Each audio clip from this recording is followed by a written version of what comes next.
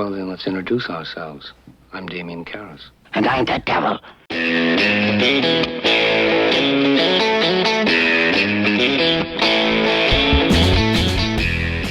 Hello and welcome once again to the Cine-Files, where each week we enter the world of a great film. We explore its themes, the history, the filmmaking, and the influence it has on us today. My name is Steve Morris. I'm a filmmaker and directing instructor in Los Angeles, California.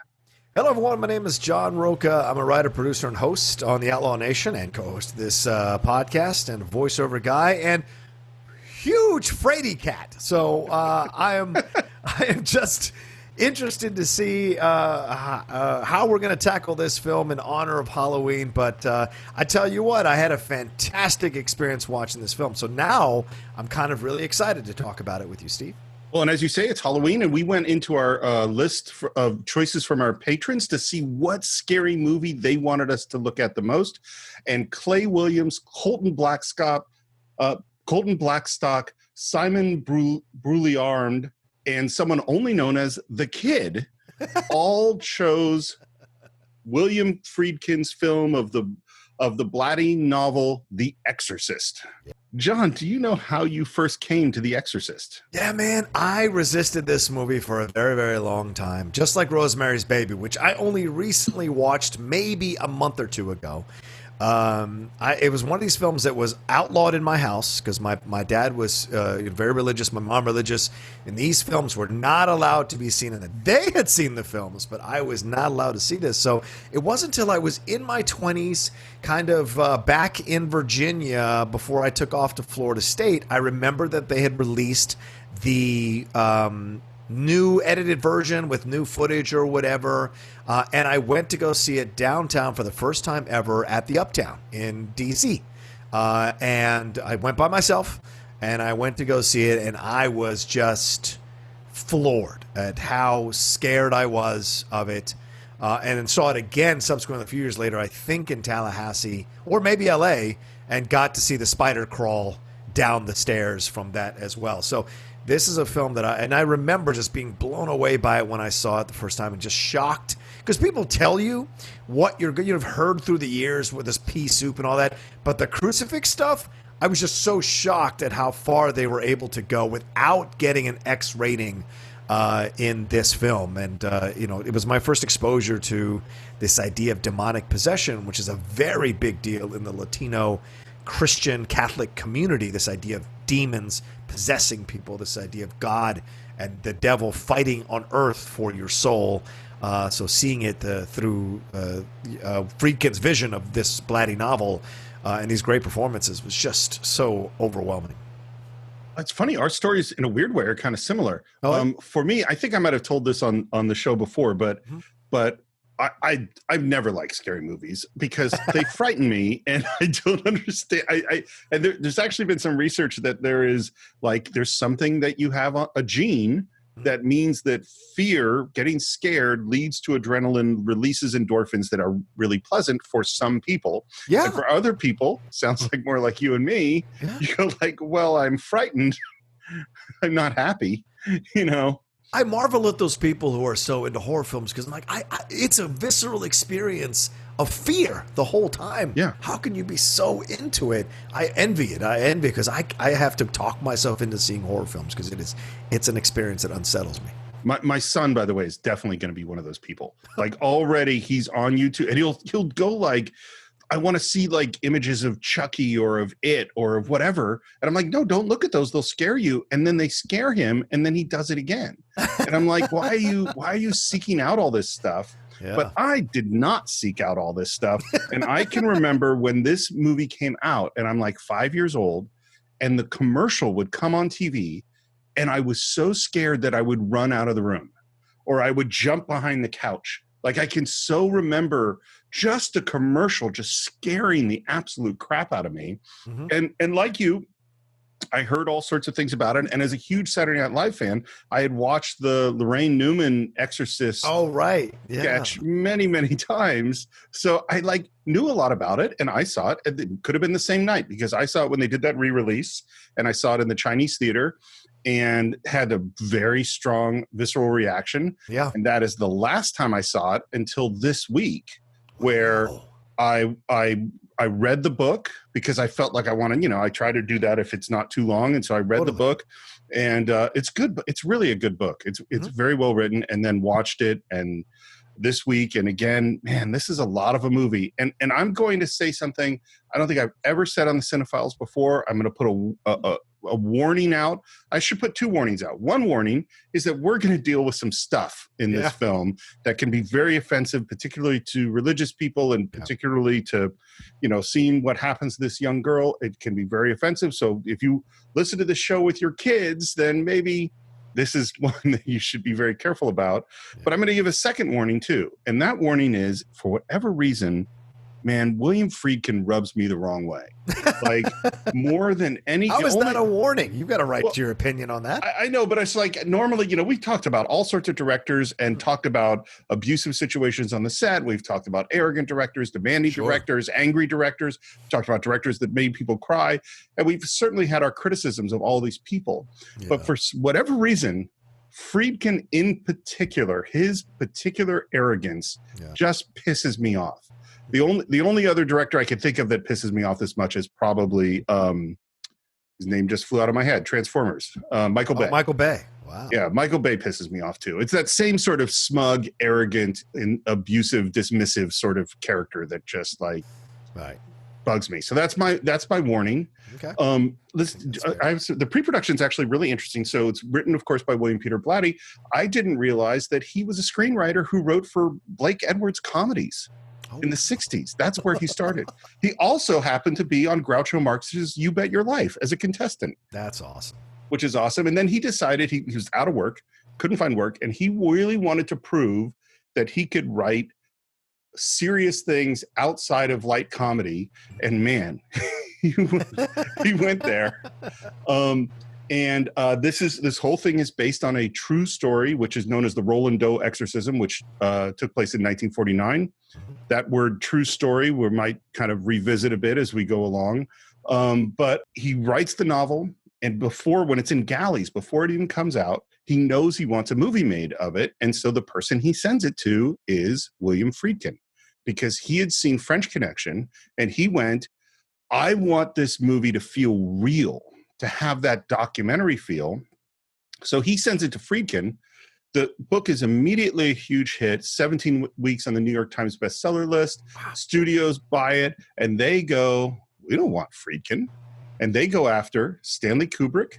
They go after Mike Nichols, both of whom turned the movie down. Mike Nichols? Okay. Mike Nichols, who it sounds like was in serious talks to do it. Wow. And in the end, he just couldn't deal with the kid stuff. That was sort of he's like, I just can't see doing this with a young girl. Right. And so he was out, and they hired Mark Ryder to direct the film. And then Blatty just was about to walk, and he said no. And they broke their deal with Ryder and hired Friedkin instead. So it really is William Blatty that gets Friedkin to be on this film. Right. Casting, they offered it to everyone. All the stars turned it down. Audrey Hepburn said she would do it, but only if they filmed in Rome, which is where she was living. Oh, interesting. Yeah, and I can't picture Audrey Hepburn, like, really? Like, why would you do this movie? Anne Bancroft said she would do it, but she was pregnant, and they couldn't stall the film for 9 months. Wow. Yeah.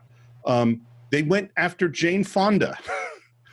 Here's what Jane Fonda said. Dang. She said, this is a piece of capitalist ripoff bullshit. That's how she described the film.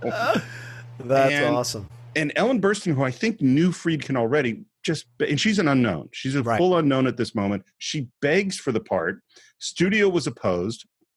And finally, they cast her. For the role of Karis, the studio wanted Jack Nicholson. Oh, wow. Which is something. Yeah. Couldn't get him. And so they cast Stacy Keach. Stacy Keach was hired to play the part. Wow.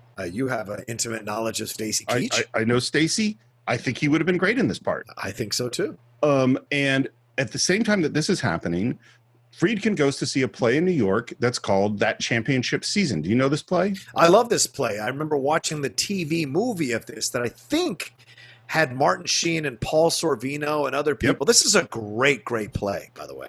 So I have a weird story about this play, which is that I think I've mentioned that in college, I worked as a professional stage manager doing like equity waiver stuff. Right. I stage managed that championship season in like 1989 or 1990, something like that. Well, the author of the play is Jason Miller. It's a Pulitzer Prize Tony winning play. And because Friedkin's about to do this Exorcist movie, he goes to Jason Miller because there's like a lapsed Catholic plot. And he says, hey, I'd like to talk to you about Catholicism because Friedkin's Jewish and he wanted to have this conversation. So he gives the book to Jason Miller. Jason Miller calls him up and says, that's me. I am this guy. I am Father Karras. You have to let me audition. Now, this is a Pulitzer Prize winning playwright. Right. You know? And so he goes, well, we've cast Stacy Keach. And Miller convinces him to give him a screen test. So Jason Miller flies out, does a screen test with Ellen Burstyn. Friedkin watches it, and they buy out Stacy Keach's contract and put playwright Jason Miller in the part. That's insane. Right? That is never done, especially if you're going to get a name actor like Stacy Keach was at that time. And of course, for people who watched for multiple decades, he's still a name actor in their heads, but certainly someone at that time who was very well known, I would imagine. And Miller had never acted in a movie before. Yeah. A complete unknown. And he had done some theater acting, but mostly known as a playwright. By the way, he is Jason Patric's dad. I did not know that. I didn't either. Actor Jason Patrick. Wow. Yeah. All right. They wanted Marlon Brando to play Marin. Why not? But couldn't get him. There's a demon in your body. There's a demon inside your body. You know what? You have some damn good impressions. I think this is a skill that you need to exploit more. I'm always self-conscious of it, but it's very kind of you to say that. The first person that they thought was going to play Reagan is Denise Nickerson, which is Violet Beauregard from Willy Wonka and the Chocolate Factory. Oh, interesting. And then her parents finally were like looking at the script and they went, yeah, we can't. She's not sticking a crucifix there. Are you crazy? Linda Blair's mom heard about this movie without an audition, without an appointment, stormed the casting offices with her daughter and said, my daughter has to play this part. And Friedkin meets her and so here's one of the things about William Friedkin. Yeah. I don't know if he's telling the truth. A lot of what he's saying is clearly not true. Right. So here's his story. He goes up, he says he went up to Linda Blair and says, well, do you know what this movie is about? Linda Blair says she read the book. She didn't read the book. And then he says, well, what's it about? And she says, well, it's about a girl who gets possessed by the devil and does bad things. He goes, what bad things? She says, again, this is Friedkin's story, that she pushes a man out of her window, hits her mom, and masturbates with a crucifix. Now, Linda Blair's 12. And Friedkin says that he asks her, "What do you know what masturbation means?" And he says that Linda Blair said, "Well, isn't it just like jerking off?" And Friedkin says, "Well, yeah, have you ever done that?" And Linda Blair, again, according to Friedkin, says, "Sure, haven't you?" And that is why he cast her in the movie. Oh.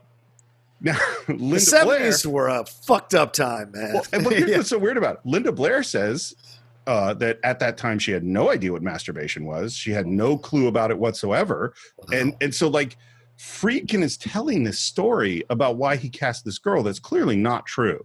Right. You know, and it's also a creepy story because the story you're telling is about you talking to a girl about whether or not she masturbates who's 12. Who's 12? Yeah. So if it's true, it's fucked up. Right. And I don't think it's true. And if it's not true, it's still fucked up because the fact that you felt you could tell it and think it's legitimate. So, yeah, I mean, like, whoa. So shooting begins in August of 72. This is an unlucky shoot. There are many people who believe it is an unlucky shoot because it is dealing with issues then that God wasn't happy about it. So there are several people who died during the course of this shoot. Yeah. Almost all of them have nothing to, or like peripherally attached. So Max von Sydow brother died when they were shooting this movie. Oh, there was an assistant cameraman who had a baby who was stillborn at the time of the shooting of this movie. Jesus. There is the guy who did the refrigeration for the set, the cold set. Yeah. He died during the making of this movie. Good God. The set burnt down. in the midst of the shoot. Jesus Christ. And they say they have no idea how the set burned down. They don't know what happened to do it. The shoot was scheduled for 105 days. They took 200 days to shoot the film and doubled the budget. At one point, Friedkin had an exorcism on the set. Of course he did. Now, again, Of course. some of this is true. Like the set did burn down and these people did die. But Right. like also some of it is like the legends of this film. Right. Would you like to enter the world? Would you like to possess this film right now? Let's do it. Let's possess it. So we open on the house. And this is owned by, one thing I should say is that, as you mentioned, there's a director's cut in 2000. There are a couple of different versions. So this opening at the house that goes to the Virgin Mary in a church, that's actually not in the theatrical version. Oh, right. This is in the director's cut. And then we go to credits. And it's interesting. Yeah. It's one of these movies where it's not the director's movie. It's William Peter Blatty's The Exorcist, not William Friedkin's The Exorcist, which is always interesting. Right. And then we hear the Muslim call to prayer, and we fade in on a sun over a hill, and we're out at these ruins. And this was shot in Mosul in Iraq, which is a name that we came to hear quite a bit during the Iraq War. True. And this is a real archaeological dig. And this is pre-Saddam, but it is the Ba'athist Party is running Iraq. We had apparently no diplomatic relations with Iraq at all. That means no U.S. embassy. That means no protections for the American crew. So it's a little bit scary. It's as we've heard about, shooting in the desert is hard. 130 degrees during the day, and we see this huge archaeological dig. And there's this kid who's running, and he runs off and finds this old man who is kneeling down, looking through something to dig, and we meet Max von Sydow. Yeah. It's our third movie with Max. As we said when we saw him in The Seventh Seal, he looks perpetually old, even though in The Seventh Seal he's like 27. He was born 70 years old. He died looking 70 years old. So yeah, it's no surprise to me at all. Well, and in this movie, he is actually 44. What? No, he isn't. Shut up. There is no way he's only 44 years old. He looks 72 in this movie. It's actually really good makeup. And if you look at the behind the scenes, he does look like a young guy. Well, and think about it. One of the other films we did with him is 3 Days of the Condor, which is basically exactly the same time. He didn't look like an old man then. He looks middle-aged. True, he does. You're right. He does great old man acting. Yes, he does. And he gets up and he heads over because they found something, and there's this hole, and they found this coin that seems significant or symbolic, and then he reaches his hand into a hole, and already I'm scared. It's creepy music. And he's reaching his hand into a hole, and I'm like, something's gonna cut his arm off. I don't know what's gonna happen, but it seems scary. And he pulls out some stuff, and he pulls out this thing that's this weird little head, and we have this creepy, evil music as we brush off and see this face that is kind of symbolic of something. Yeah. And you hear the sound. You hear like an adjustment in the score at that moment as well that kind of lets you know this is something evil. Yeah. And then we go through this sequence where and this is the thing. As much as I have problems with William Friedkin, I think there's some beautiful directing in this movie. Oh, yeah. And we have this whole sequence where we have no idea what's going on. He's like in a tea house, and he takes some pills, which are nitroglycerin pills, because his hands are shaking. He's got heart condition. Right. And then he kind of walks through this space, and we see blacksmiths working, and it's really, really loud. And then he steps out from where the blacksmiths are, and it's suddenly really quiet. And this is the thing we're going to see repeatedly through the film. Really loud space, cut to a really quiet space. Really quiet space, cut to a really loud space. Really bright, well-lit space, cut to a dark space. Really fast things, cutting to really slow things. And it totally keeps you off guard throughout the film. Yeah. And it's definitely consciously done. And then again, we don't know what's going on. He walks through this workshop, he comes out, and suddenly, again, very quiet, and then he's almost hit by this galloping carriage with this old woman. Friedkin says that she is 109 years old, that actress, the person playing that part. Of course she is. Who knows? And then he ends up at this place, at this dig, another archaeological place, and he climbs up this hill and the music is building, and we see a statue with the same sort of face as what was on the little thing that he had found, and there's this amazing wide 50-52 shot of him standing on top of this mountain looking at the statue as the music builds, and it's super, super dissonant. It's an amazing moment. And it previews what we're going to see later in the movie. And this is which I'm telling you, Steve, watching this movie this time, I was not as scared as I'd been in other times. And maybe it's because I'm older, but also maybe because of us doing the show and the things I've been doing for the last 5 years. I was looking at the film as a film lover, as a film analyst, as a film student, and watching the way Friedkin constructs this movie. And it's actually very well done. And that shot of Von Sydow on the cliff, essentially, and it looks like they're right faced. Of course, that's a perspective shot, but it kind of foreshadows the confrontation that's going to come way, way later in the movie. We don't see Von Sydow again after that for another hour and 10, 20 minutes of the movie until the final 20 minutes of the movie. It's incredible that he laid this groundwork to pay it off so much farther later on in the movie, and it works.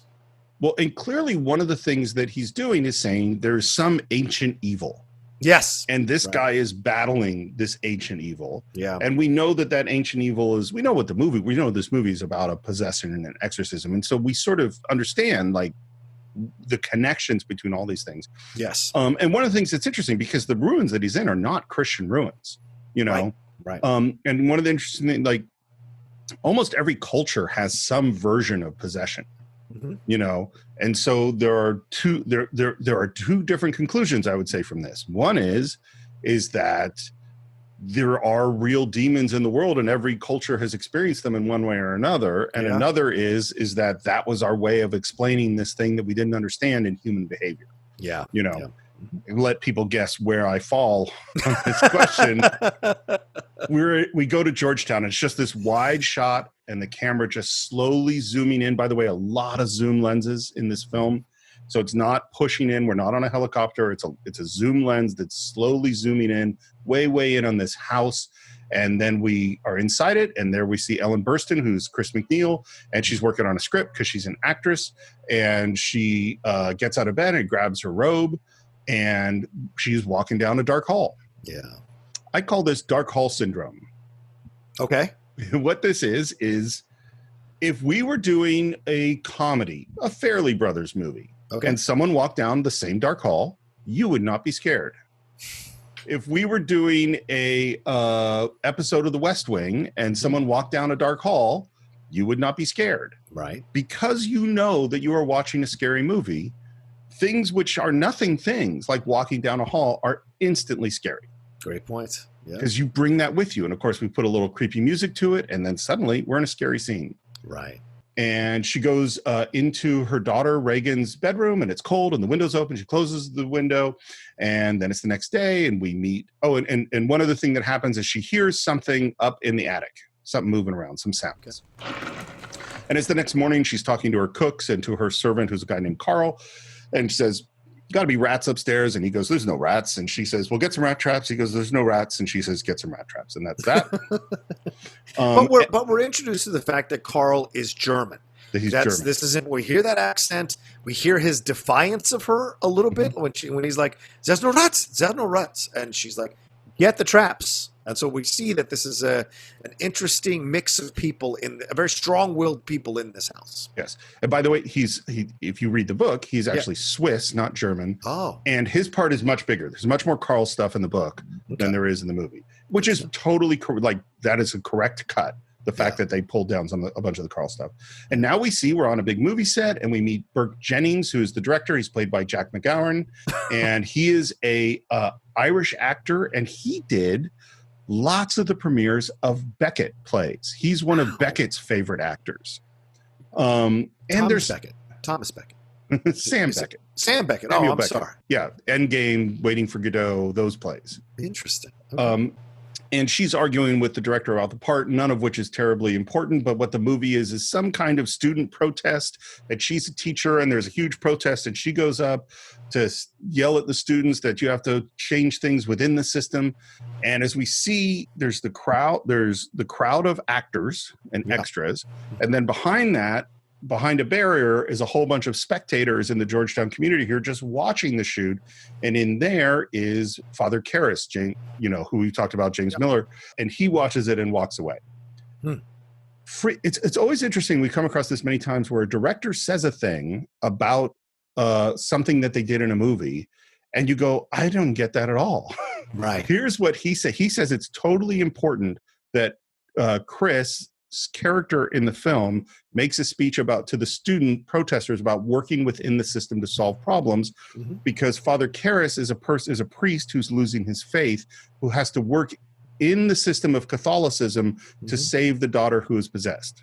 Wow. Now, I would never in a million years have made that connection. Yeah. But Friedkin says this is very important. Well, here's what I would say. As I was watching it this time, because we were mentioning that earlier, this film is not about the little girl. Oh no! As I'm watching this film for the first time ever, it struck me how this is about Father Karras. This is about his journey, his guilt, his losing faith, his challenge to his faith. This entire film really is about his journey, and her being possessed is the ultimate test of his faith, the battleground for his own internal civil war about his faith.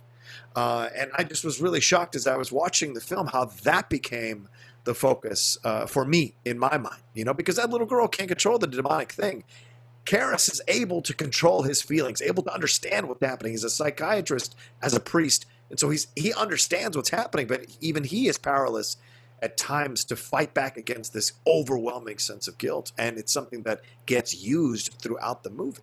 I think that's 100% right. I feel the same way. I think of the three main characters of Chris, the mom, Karras, the priest, and Reagan, the daughter, Reagan is the least important. Right. Yeah. Because she is the object of all of their struggles. Right. We don't really get to know her or spend time with her. And as you say, she doesn't have any choices in anything that she does. Right. And what I think you bring up that's so important is I think thematically what makes this film so interesting is it is a battle between science and secularism and the modern world versus faith and belief and Catholicism and those things which we can't understand. And what makes it so interesting is that he is a priest psychiatrist. Yes. So he has feet in both places. And right now the shaky part of him is the faith part, so I think that's totally right. And our Chris, the actress, has decided to walk home, and she sees for a moment Father Karras talking to some guy, and for some reason she takes interest in it. And for the first time, we hear tubular bells. Yeah. Which is the Exorcist music, which is Mike Oldfield. What's so funny is I forgot how little that music is actually in this movie. Yeah, it's only like three cues maybe. It's 2 or 3 cues. Yeah, it's not there a lot, but it's amazing music and will forever be associated with this film. True. She gets home. We meet Sharon, who's like her assistant person, and we hear some stuff about that she's been invited for dinner at the White House. So this is obviously an important actress.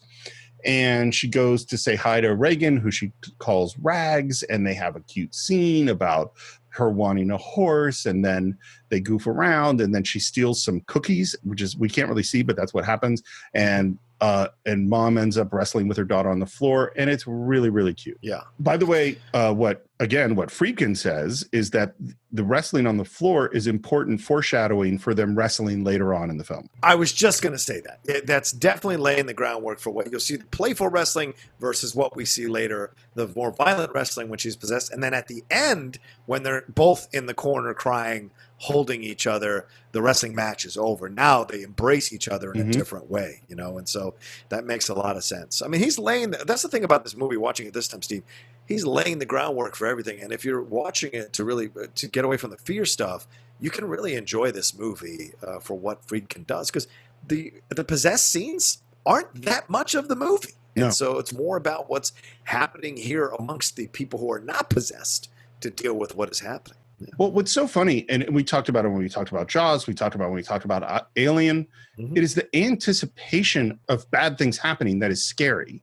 Yes. The more you see the thing, like the shark in Jaws or the alien in Alien, it becomes less scary.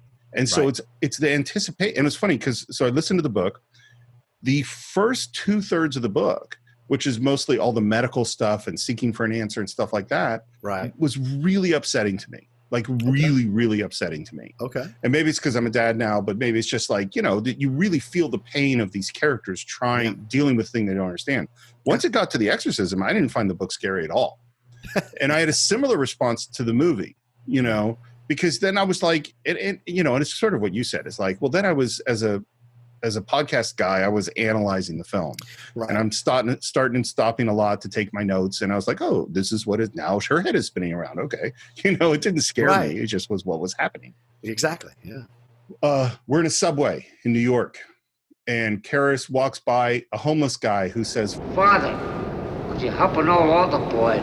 It's a weird kind of moment. Yeah. And I know. I just want to say a couple things real quick. I think Friedkin is working out his own feelings about a number of things throughout this movie. He turns the director into a buffoon, and later on a drunken buffoon, a racist drunken buffoon. Of course, he makes him British, so it doesn't necessarily connect back to him. He's taking shots at the Catholic Church. How they say, oh, whatsoever you do to the least of my brothers as you do unto me. Here's a moment where he could help this homeless guy, and he turns away from him. So it's this idea, like he's taking these like mini little subtle pot shots at these things that exist in our world to show the hypocrisy of them. I don't know. No, I think, well, and I think it's so interesting, this movie happening. This is a 70s film. We should say that. This is a movie that only exists in the 70s. Yes. And it's that combo of questioning all of society rules that has happened through the 60s, the fall of the studio system, all the violence and stuff we saw in New York City and French Connection, and this pushing the boundaries of, we don't need to respect the old things that we had to respect. How far can we push things? And this is a movie that certainly pushes things real far. True. Father Karras emerges climbing up the stairs out of the subway. Friedkin says that he always wanted to show Father Karras rising up into scenes. That this is about him ascending, that this is about his struggle, those struggles, which I think really, really works. Goes to a super bad neighborhood in New York with kids playing on wrecked cars and stuff like that, and goes to see his mom. And I'm not going to spend a lot of time on it, but his mom is ill. She's a Greek immigrant. He's trying to help her. She refuses help. She's got a bad leg. And there's obvious a lot of feelings of guilt here. And then later he leaves some money on her counter and leaves her asleep in a chair and turns the radio station to a Greek radio station for Greek music, and he walks out. We're back with Reagan and her mom, and she has made some weird art project, which is this weird bird, chicken, colorful clay thing, which is going to come up a little bit later, but doesn't really become clear in the movie. I can tell you what it is in the book, but in the movie, it's not really clear exactly what all this is. And we find that there's a Ouija board. And she asks Reagan, if you have played with the Ouija board, you know how it works. And she says, yeah, I play with Captain Howdy. Captain who? Captain Howdy. Who's Captain Howdy? I make the questions and he does the answers. And then the little puck, or I don't even know what you call it, that thing with the window, jumps, it moves. And that is our first mystical sort of element. Captain Howdy, do you think my mom's pretty? Captain Howdy? Captain Howdy, that isn't very nice. Well, maybe he's sleeping. Captain Howdy. What was the name of... The little voice that lives in my head? I'm trying to remember. That's what you meant, right? Yeah, totally. No, in The Shining, what is the name of his... That's what I mean. He calls it the little voice that lives in my head. I thought it was like Terry or something like that. No, it is. Okay. Yes. I'm looking it up right now. Is Tony one of your animals? No, he's a little bit that lives in my mouth. Tony's his imaginary friend. So interesting to see that, this kind of thing of like, well, what is this all about? So Yeah, it's totally reminiscent. Captain Howdy's totally reminiscent of the same thing. right, yeah. Which is interesting because I don't think The Shining was written after this. That's post-Exorcist. Okay. It's bedtime and we're talking about the fact that Reagan's birthday is coming up and what are they going to do? And she says, you can bring Mr. Denning if you like. That's Burke Denning, who's the director. Well, thank you very much, but why on earth would I want to bring Burke on your birthday? You like him? Yeah, I like him. Don't you like him? Hey, what's going on? What is this? Huh? You're gonna marry him, aren't you? Oh, my God. Are you kidding me, Mary Burke Denning? Because in Reagan's head, she's sort of just assumed that this guy that her mom's spending a lot of time with, they must get married. Right. And Chris says, of course I like them. I like pizzas, too, but I'm not going to marry one. Yeah, totally the same thing. One of the things that's sort of in the movie and sort of isn't, and is sort of in the book but sort of isn't, is an attempt to create psychological reasons behind what Reagan does to later be disproved. Oh, okay. And so, this is one of them that I don't think is that successful, which is that a non-mystical motivation is that, so spoiler alert, Burke's going to die, and the assumption is that Reagan killed him. Right. The psychological explanation is that she is jealous of her mother's new boyfriend, and that is why she kills him. Right. The same thing is true, which we'll get to in the swearing, was that the reason that Reagan starts swearing is that she overheard her mom swearing. Right. Those are psychological explanations for what are actually going to be mystical things. Okay. But I don't think that really works in the film. Okay. We're at a loud bar, and Karras is with a priest. This is his best friend, his Father Dyer, and this is played by an actual Jesuit priest. This is Father O'Malley. And basically he's going, you got to get me out of this job. Yeah. I can't be the psychiatrist of people. And he's going, well, they need you. And he says, I want out. I'm unfit. And finally, at the end of the scene, he admits, I think I've lost my faith, Tom. Yeah. I mean, the idea of a priest losing faith, especially a younger priest, do you know what I'm saying, and struggling with it, it's just that moment is just powerful to hear, because they are supposed to be, in the Catholic Church, Christian Church, what have you, whatever church you're in, they're supposed to be your access to God, your connection to God, and they're supposed to take on all this stuff and navigate you to a better place.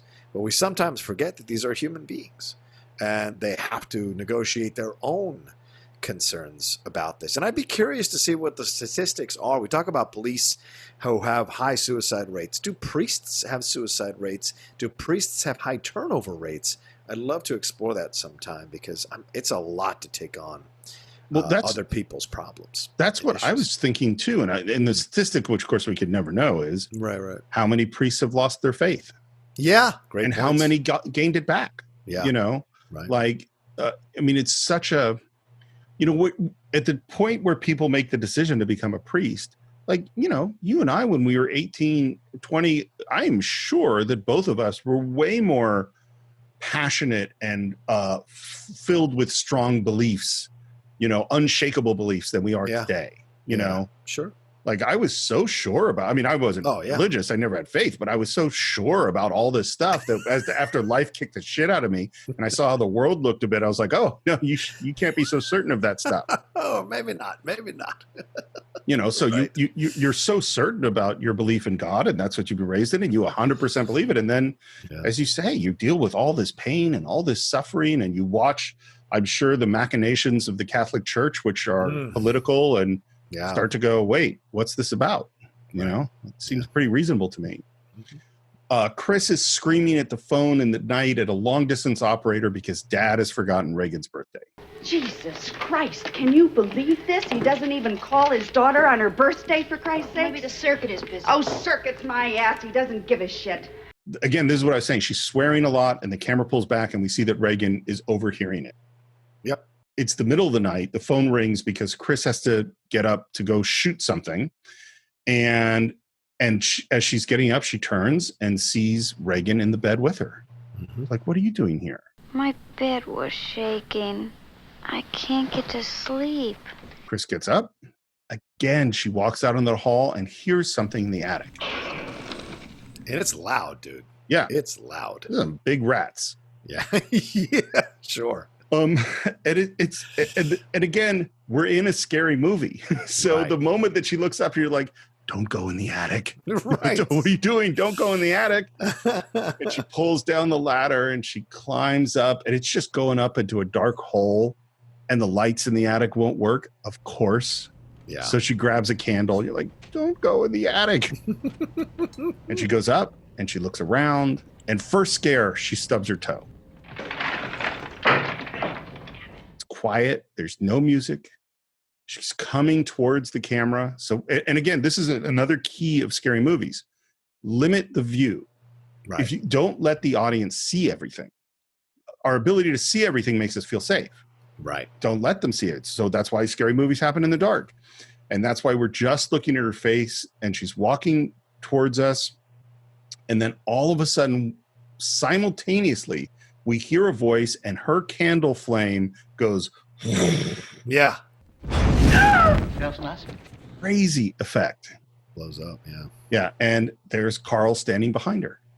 And what's so funny is she's upset with Carl for startling her, but she doesn't go, what the fuck just happened with my candle? Oh, and one thing that we see, of course, while we're in the attic is there are a bunch of rat traps. None of them have been sprung. There are no rats. Is that no rats? Like I said, is that no rats? We cut to a priest with some flowers going into the church to set things up, and he's walking in there, and he kneels down and he crosses himself, and he puts a bouquet of flowers below one statue, and then he turns to go to the other statue, and that statue we see in a really quick shot has these weird breasts and phalluses with brightly colored clay, and it has been desecrated. As a Catholic, or as a someone who grew up Catholic, I still can't handle seeing that that kind of stuff. Even though I no longer go to church, I still believe in God and everything, of course. But that moment is it's still unsettling to see desecration of that kind of stuff, and it really is those little. They're not scary moments; they're more meant to unsettle you. If you have any kind of faith, it's meant to unsettle you because it's the images. The horns are so big and thick coming out like that. It's meant to offend in a very strong way. It's funny. I was thinking about it. I wanted to look up because, of course, the words consecrate and desecrate are connected. To consecrate means to make something divine, right? So that you take the water becomes holy water. The wafer becomes body. The cross becomes blessed. Right. And what I was thinking about is as soon as you consecrate, you give power to that thing. Mm-hmm. And then if someone desecrates, they are abusing something you've put power into. You've put your faith into that statue. Yeah. You know what I mean? Mm-hmm. And so there's this weird sense of now that cross, that is my faith. Right. I've placed it there. So by someone destroying it, they have attacked me, my faith, a very personal thing. Yeah. By the way, the plot that isn't handled very well in the film is that the clay that is used to desecrate that statue is the same clay that Reagan does her art projects with. Oh, interesting. So that's why Detective Kinderman later on finds some little piece of clay in the weeds near the steps where Burke died. And so that's why so in the book, Kinderman actually does suspect and believe that Reagan is possessed and killed Burke. Interesting. And because much more so in the book, it's a detective story. Right. Kinderman's a much bigger character who's trying to find the murderer of Burke Dennings. Mm-hmm. And then we cut to a doctor, and they're drawing blood from Reagan. And it's almost like we skipped ahead a bit because it seems like there's been things happening with Reagan that have led Chris to bring her daughter to the doctor, but we haven't seen anything, Right. And they're doing an exam, and they have the little tuning fork and putting it next to her, and they ask if she feels the vibration. No response. She seems very out of it. And then they ask again, and she says in this hard voice, I don't feel anything. Yeah. And it is very different from the Reagan we've seen before. And then she even starts wrestling with not wanting a thermometer. Right. And then there's a scene where she's walking around and she just sort of collapses on the floor. Yeah. It's all weird. Yeah. Then the doctor comes out to talk to Chris. And at least a big hunk of this scene was not in the theatrical cut, which I can't believe because I actually think it's a really good scene. He basically says it's nerves. And he prescribes Ritalin. Is that a tranquilizer? It's a stimulant. A stimulant? My God, she's higher than a kite now. The condition isn't quite what it seems. Nobody knows the cause of hyperkinetic behavior in a child. The Ritalin seems to work to relieve the condition. But symptoms could be overreaction to depression. That's out of my field. My daughter isn't depressed. Which is, of course, what we've seen. She didn't seem like someone who's depressed. Do you think I should take her to a psychiatrist? No. I think we should wait and see what happens with the Ritalin. I think that's the answer. What's so weird about this movie, there's like such an anti-psychiatry thing. Oh, yeah. Like I said, he's taking shots all over the place in this film. Yeah. Wait, is Friedkin a Scientologist? Or Blatty? Jesus, I don't know. Because I don't know this at all. It's a great question, though, man. Because there's a strong anti-psychiatry thing in Scientology. Yes, there is. Very anti-psychiatry. Yeah. Because it's really weird. All the doctors over and over again, anytime psychiatry comes up, they go, whoa, whoa, whoa, let's not talk crazy. Yeah. That's too crazy. crazy. That's a good point. Yeah. Yeah, it's really weird how it comes up. And then he asks about, your daughter's swearing. And she's like, she doesn't swear. Well, she let loose quite a string while I was examining her, Mrs. McNeil. And Mom asked, what did she say? And you can see the doctor doesn't want to say it. Repeat it, yeah. Her vocabulary is rather extensive. Well, give me an example. What did, like what? Specifically, what did she say? And again, I'm going to use these words or play them. Specifically, Mrs. McNeil, she advised me to keep my fingers away from her. Goddamn cunt. And Chris laughs. Yeah. And again, she asks, don't you think we should see a psychiatrist? And he goes, no. Best explanation is always the simplest. Do the drugs. Always better. Just do the drugs. By the way, if a doctor who is examining a young girl goes to the mom and tells the mom that the young girl said, keep your goddamn fingers away from my blank. Yeah. That mom would be very concerned and not have that kid around that doctor. Probably not. Totally different reaction today. Yeah, absolutely. And rightfully so. Yeah. We're at Bellevue because Karis's mom has been admitted. We meet the uncle, and man, this scene. This is the old school crazy person asylum scene. No, let me out. The father be back to see you. It's all right.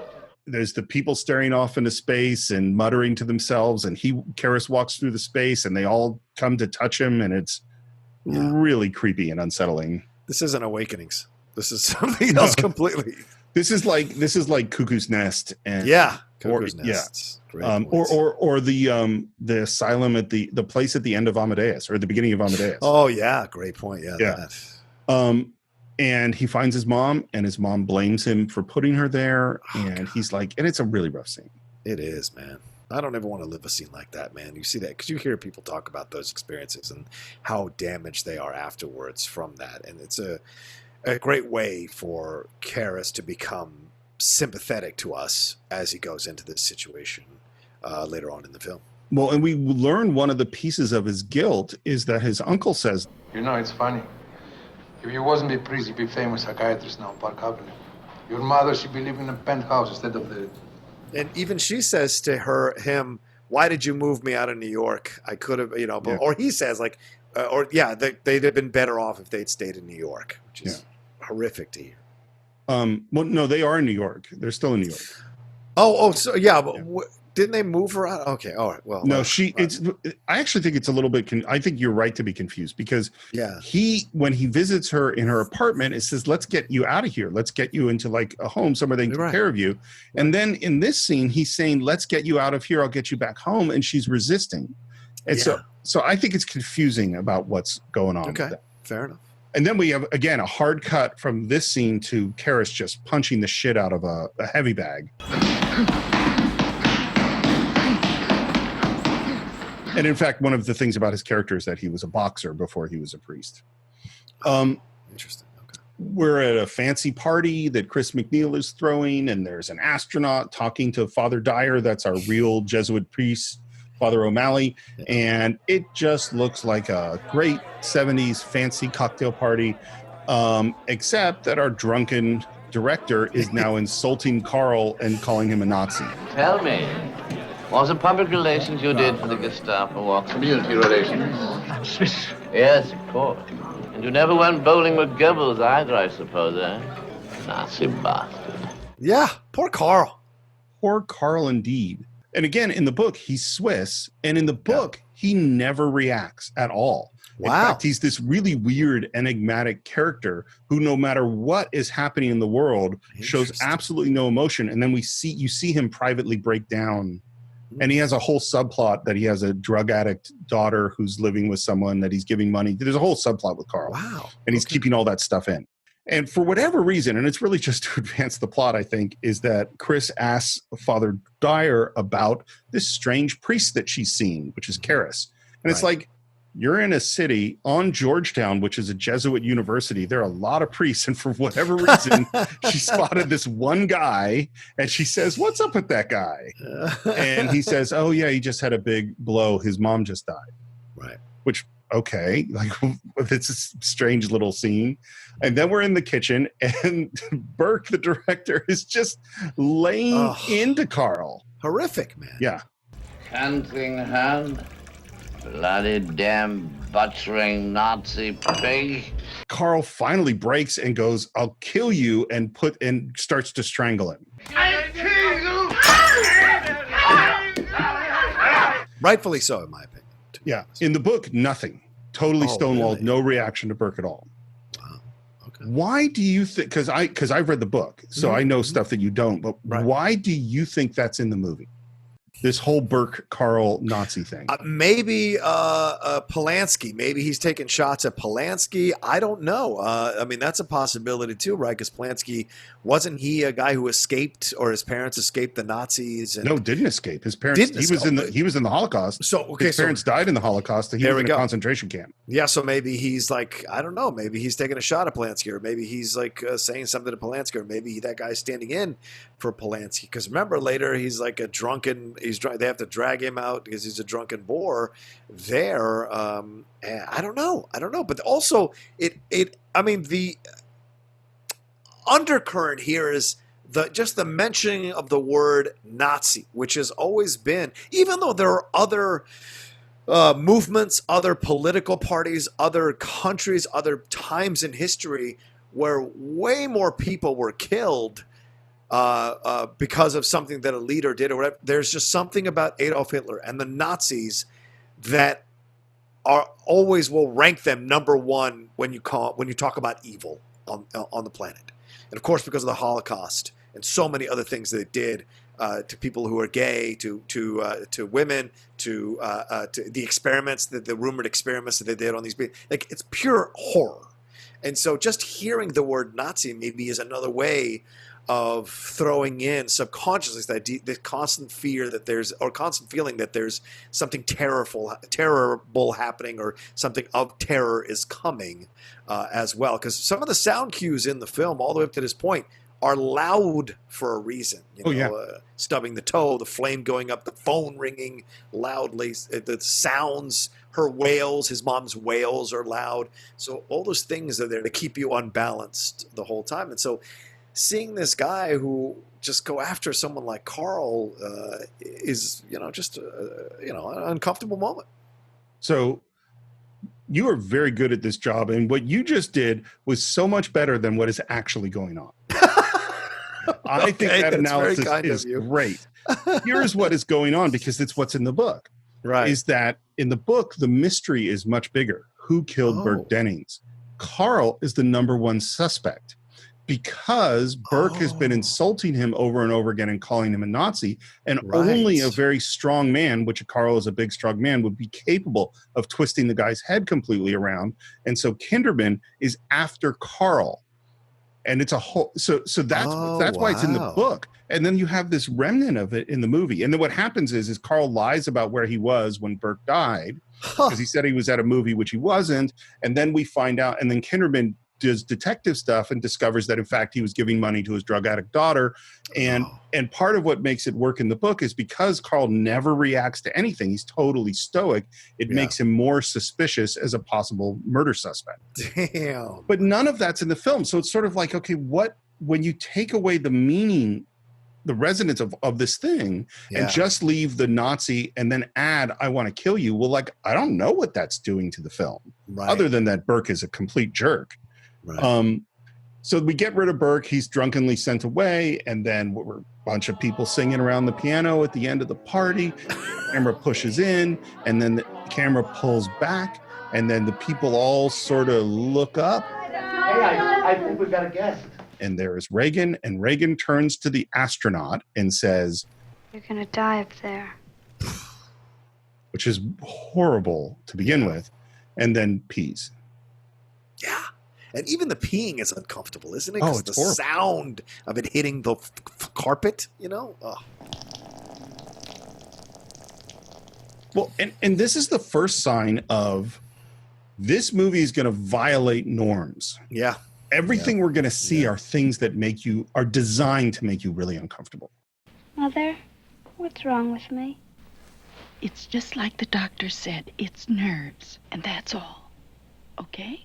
You just take your pills and you'll be fine, really. And then she goes outside, and it's very obvious that she doesn't believe that at all. And the lights flicker, and this is another key sign that things are mystical. And she opens the door, and Reagan is on the bed, and the bed is shaking like crazy.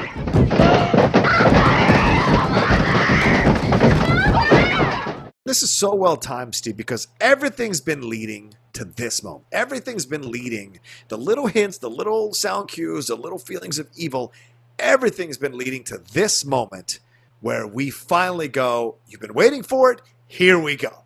And the bed is so, like, it's not even a hint of it. It is full on happening, you know? And by the way, there are a whole bunch of different beds that all do different jobs in this movie. This is the Shaky Bed. And I think there's just two guys, and they have on the other side of the wall, the bed has like beams, like wooden planks sticking out, and they're bouncing on those. And the bed is on a slight fulcrum so that it's on the side that we're looking at, it looks like it's shaking. I mean, it is shaking. Right. And again, we go from loud to quiet, you know, we're quiet in the hall, then it's loud in the bedroom. Father Dyer visits Karis, and they're obviously good friends, and they drink some Chivas together, and Father Dyer gently puts him to bed, takes his shoes off, because Karis is mourning for his mom and feeling deeply guilty. And then we have a dream sequence, and it's Karis's dream. We see that coin falling. That was the one that Max von Sydow saw. We see the dogs that were fighting, which I don't think I mentioned, but that happened in Iraq.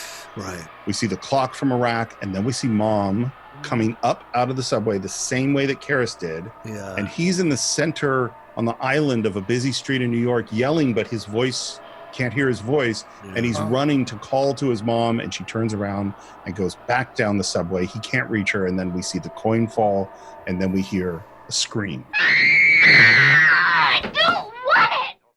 Right, and it's perfect for what you said earlier, Steve, this idea that he wanted to constantly show the priest ascending. This is his mom, the priest's mom, descending, right? And also the idea of going down, it puts in your mind subconsciously going down to hell, going down into some place dark, you know? And it's like, oh, dude, how much more can you put this kid through, man? It's just tough to watch, man. And by the way, he has a great face. Oh, my God, he does. Oh, my God, he does, man. It's got such emotion and sadness and world weariness and compassion too. Really great good 70s face, man. Totally. And the scream is a hard cut into a doctor's exam, and she's given Reagan a shot. Doctor's given Reagan a shot. She spits in the doctor's face, calls him a fucking bastard. Another hard cut again. Those continual changes in tone, and now we're at a Catholic service, and Karis is saying prayers. He says a prayer for his mom, and we have the body of Christ. Yeah. And then we come back to the hospital, and the doctor comes out, lights a cigarette, and tells Chris Of a type of disturbance in the chemical electrical activity of the brain. It's rare, but it does cause bizarre hallucinations, and usually just before a convulsion. A convulsion. The shaking of the bed. Yeah, I mean, like, explain that to me, please. That's doubtless due to muscular spasms. Now, we saw it. We know that's not what it was. Muscular spasms. Yeah. What's your problem? It's easy. Oh, no, that was no spasm. Look, I got on the bed. The whole bed was thumping and rising off the floor and shaking, the whole thing, with me on it. Mrs. McNeil, the problem with your daughter is not her bed. It's her brain. And she goes, how can this temporal lobe thing, change her whole personality? And he says, oh, it's common. It isn't rare to find destructive, even criminal behavior. And the doctor's going, no, this is a good thing, because if it's a lesion on the brain, then we just have to remove the scar and everything will be good. Right. Again, science offers clear answers and clear solutions. Always. And and of course, when science fails to do that, that's when, and that's the thing, is science is going to totally fail in this movie. Oh, yeah. And now we go into the scene that this is the most disturbing scene in the movie for people. So this is a film where the legends are, and some of them are true, people were throwing up in the movie theater. Yeah. People were fainting in the movie theater. People ran out of the movie theater. Right. And it happened so often that became like an advertisement. And so there were movie theaters that would hand out barf bags. And they would, or there were movie theaters where you'd go to see The Exorcist and there'd be 2 ambulances parked in front just in case. And it was all just sort of like, can you handle this film? This Right. is how scary.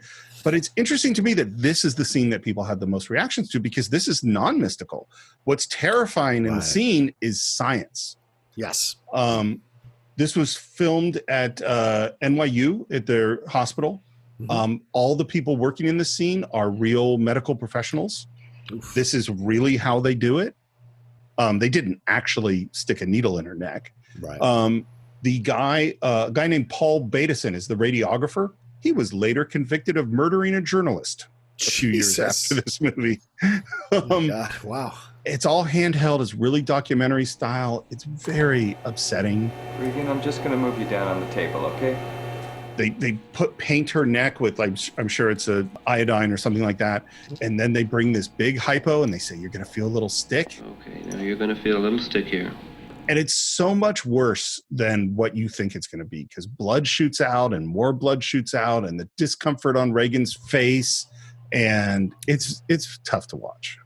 Well, once again, like the whole movie, there's no place for them to turn that is not without its horror. And maybe this is more Friedkin's statement on society in the 70s. Every place you turn for refuge or help or respite carries its own horror. The church questioning its faith, the church representative questioning its faith, scientists stepping forward with these brutal techniques, and then later, of course, the exorcism and what happens there. So it's like everywhere she goes, even the mom, and we haven't even talked about this, like, she's an actress. She feels like maybe she hasn't been around enough, and she's having her own issues with how her dad is, how the dad of Reagan is essentially abandoning her. All of that is mixed in too. Like this is probably not a young girl who sees her parents necessarily a lot. And so there's all of that rolling through. Even the relationship of a parent isn't as strong as you like it to be. But to Reagan's mom's credit, to Ellen Burstyn's credit, to character's credit, she fights to find the answer. Yeah. She pushes to find the answer. She borders on being a little bit too strong, but she's desperate to find an answer because she loves her child. Yeah, I mean, I think, in this kind of realm, it's like, what's too strong, Right, exactly. When you deal with the devil, yeah, exactly. I think the choice of making her an actress, and not just an actress, apparently a really famous actress. I mean, here she's being invited to dinner at the White House. Right.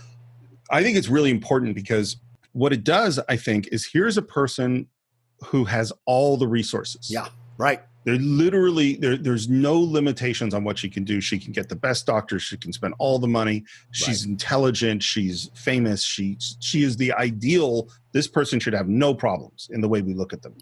And all of that is totally useless in this situation. Once again, another institution. The idea of, if I make a lot of money, I won't have any problems. No, it doesn't matter where you turn or what you have.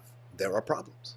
And at the end of this medical procedure, we hear the loud banging, clanging of the machines, and Reagan screams, and then we go to quiet again.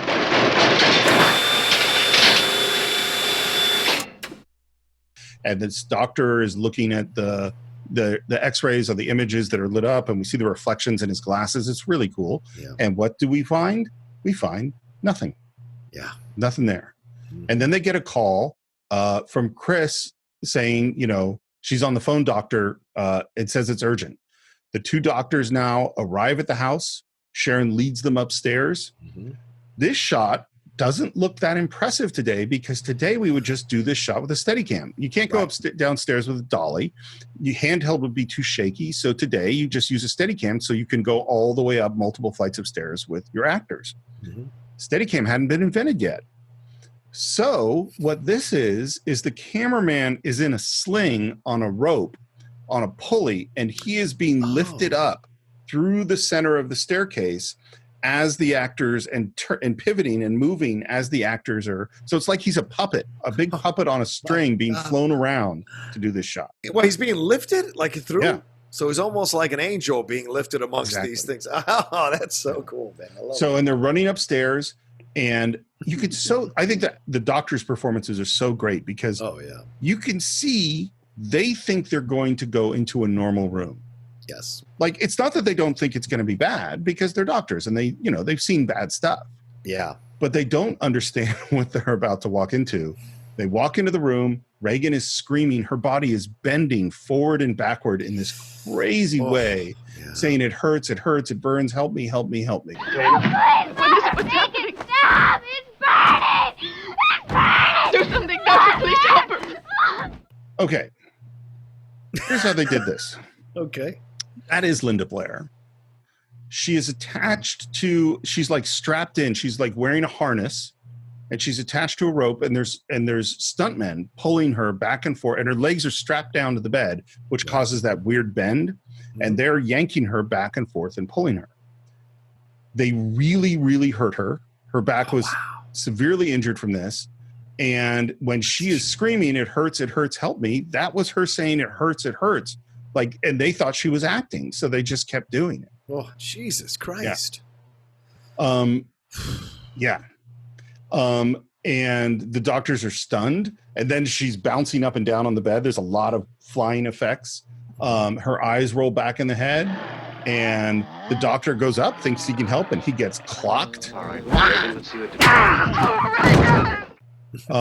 Full on clock. And then we hear the first demon voice, and it says, Keep away! The sow is mine! Of course, for those of you who may not know, sow is another word for pig, for those of you who may not know. Right. Yes, a female pig. Yeah. So they spent tons of experiments trying to get this voice right. There was 150 hours of work to get Linda Blair's voice transformed into the demon voice, slowing it down, pitch shifting it, speeding it up, adding effects. Wow. They played their final result for Friedkin, and he says, well, that's terrible. So that's not in the movie. Then they bring in a whole bunch of different actors, male actors, deep voices. They mess with their voices, slow them down, speed them up, do all sorts of stuff. And Friedkin's like, no, it's not right. And he says, you know, it shouldn't be a male voice. It should be an androgynous voice. It should have elements of male and female in it. And we shouldn't be able to know what it is. It needs to have a neutral quality. Interesting. And so they hire an actor for this part. Okay.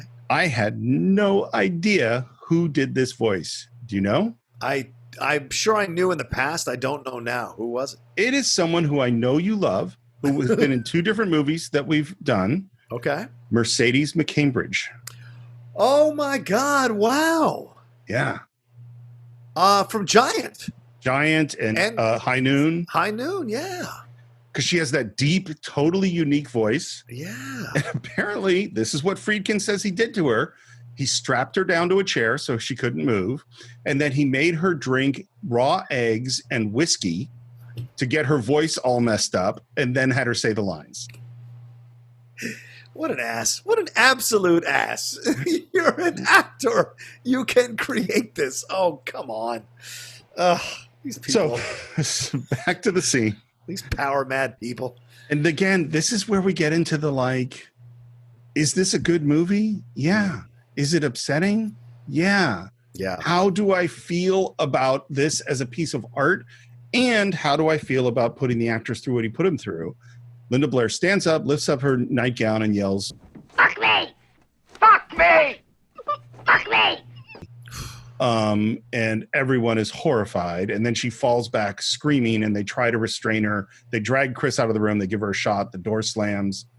Sharon and Chris are outside. The doctors come out, and they say, look, we sedated her. She'll probably sleep towards tomorrow. And Chris is going, well, how could she fly off the bed like that? And again, they're still going, oh, people in emotional states. There's the whole, like, the 90-pound mom lifts up the car to save her kid. And, what's really funny, I actually should look it up.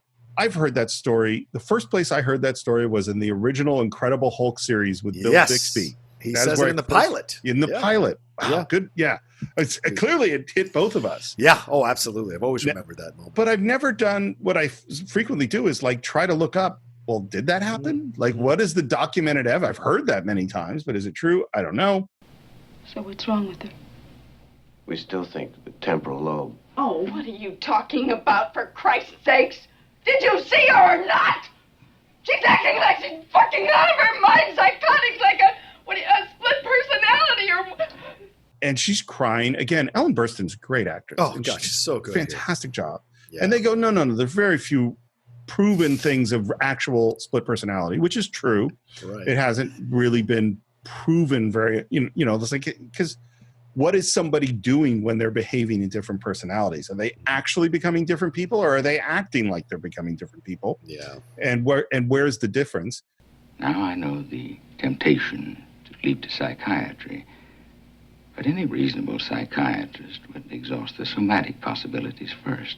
Incompetent psychiatrist. It's like, she's elevating the bed. Well, incompetent psychiatrist. So we go, let's have more tests.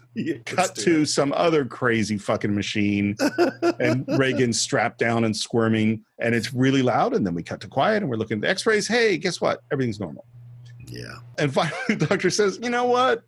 Maybe it's time to start looking for a psychiatrist. And it's, you think? Yeah. And Chris is driving home, and there's all this police and firemen and crowds near her house, but she ignores it. She goes inside. It's dark in her house. She calls. There's no answer. Sheriff? And as she's walking forward, a demon face appears really quickly behind her. Yeah. It's funny that Friedkin got a lot of shit for like planting quote unquote subliminal images in his movie. Yes. Because they thought, oh, you're trying to mess with our minds and get in our psychology. And I think it was Blatty who correctly said, if you saw it, it wasn't subliminal. That's not what subliminal is. If everyone saw it, it's like Tyler Durden popping up in Fight Club. It's like, no, that's happened. So all those penises. Yeah. Lights flicker. She walks through the den. She opens the door, and we see her breath is cold because this is a refrigerated room that they shot all this in.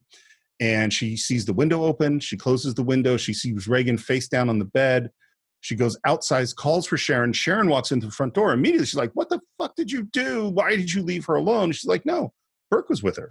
Yeah. She left it because she had to pick up drugs from the pharmacy or something, and Burke was with her. She's like, well, where's Burke? And then the doorbell rings, and in comes a guy who's like the AD or something from the shoot. Suppose he heard. Heard what? Haven't heard. Burke's dead. And he goes, he must have been drunk, and he fell down from the top of your stairs, and by the time he hit the street, he was dead. And again, I think Ellen Burstyn's performance is great. Yeah. The way she takes it in, the way she bursts into tears, and you can see that she's not just crying for Burke. Yeah. She's letting out her everything. own. Yeah. The pressure of everything. An absent father of the child, the way everything happened with her, all the frustration. Yeah. Everything like that. And then boom, throw that one into the mix as well. Yeah. Oh, yeah. By the way, Jack Mcgowan, the actor that played Burke, died a couple of months after this shoot. Oh my God. What? Heart attack or something? Or the flu, influenza. He was like 54. Good God. Yeah. One of the other reasons they think this shoot is cursed. Yeah, makes sense. And then the scene, which is not in the theatrical version, the spider walk down the stairs. Oh, dude. Ugh. Even talking about it, dude, I go into that place because I remember the first time I saw, like I said, when I saw the reissue, and she starts spider walking, I lost my shit, man. I almost left the theater because it is so believable and unsettling, and completely brings to mind the power of the devil and demons, which I believe in, by the way. So seeing it so, I don't know, so believably done, just fucked me up, man. Oh, anyway, yeah. Well, two things about this. One is in the last decade, and again, I don't watch horror movies, but I see trailers for horror movies. The strange, long-haired, usually female, body contorted, scary thing seems to be something that they do a lot in films now. Right. You know what I mean? Right. And this seems to me to be like the first, of doing that. The thing that occurred to me about this film is like, why did this scare me so much? The idea of it at 5. Right. And why did I avoid it so long? And then why did it scare you so much? And here's what I think is interesting about it. Okay. I think you just said, I believe in demons and the devil, and you believe in God. And so it taps into specific stuff for you that is personal and scary in terms of the way you see the world. Yes. Why does it scare me, the atheist? Good question. And the answer, I think, is it's almost the opposite, because this movie is about the failure of science. The worldview I hold on to, and I think on some level, even at 5 years old, I was an atheist. Because in my mind, things make sense. Right. And science works, not all the time, but that if you can just figure stuff out, you can make sense of things. Yeah. And all of that weird, illogical, mystical stuff is not true. Okay. But what if I'm wrong? Yeah, right. It's the what if. And that it's like you could have a ton of truth, and a little grain of rice of doubt is enough to scare the crap out of you. Yeah. You know what I mean? Yeah. And so I think that's part of how this movie worked, is it worked on religious people totally, but it worked on secular people too in a totally different way, because it's about the failure of all of those beliefs. Yeah. Man. She's getting hypnotized by a psychiatrist. Finally, we got the psychiatrist. So I think we're going to be cool. Is there someone inside you? Sometimes. Is it Captain Howdy? I don't know. If I ask him to tell me, will you let him answer? No. Why not? I'm afraid. And this is one of the things that's so creepy about the movie, is the idea that Reagan can feel what's happening to her. She's still there. Yep. That's why, another reason why I think, by the way, it becomes less scary on some level when she's fully possessed, because she's no longer there. Good point. Yeah, right. Okay. That's actually a great point. Yeah. I'm speaking to the person inside of Reagan now. If you are there, you too are hypnotized. I must answer all my questions. Oh, man, why didn't we see this psychiatrist guy before? He seems really powerful. He seems on top of it. And he says, come forward and answer me now. And first, we see Reagan's picture on the mantle fall. And then a growl.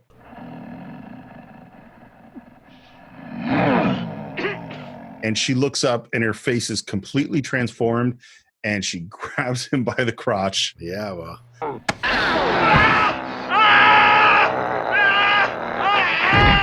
Apparently a grip of steel. Yeah.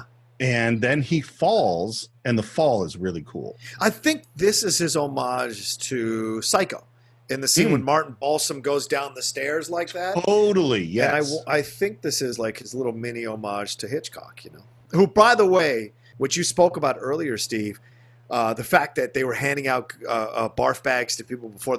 Hitchcock probably would have loved that, and I think he was still alive when this movie came out. He probably was super jealous that Friedkin was able to get that kind of reaction from it and have that barf bag thing, because he loved having people get viscerally involved in the horror of his movies. Hitchcock did so. Yeah. Well, and he did stuff like, I think there's some movie, I think it's Hitchcock, where he had people had to sign a waiver to go see the movie. It was Psycho. Yeah. Is it Psycho? Yeah, it was Psycho.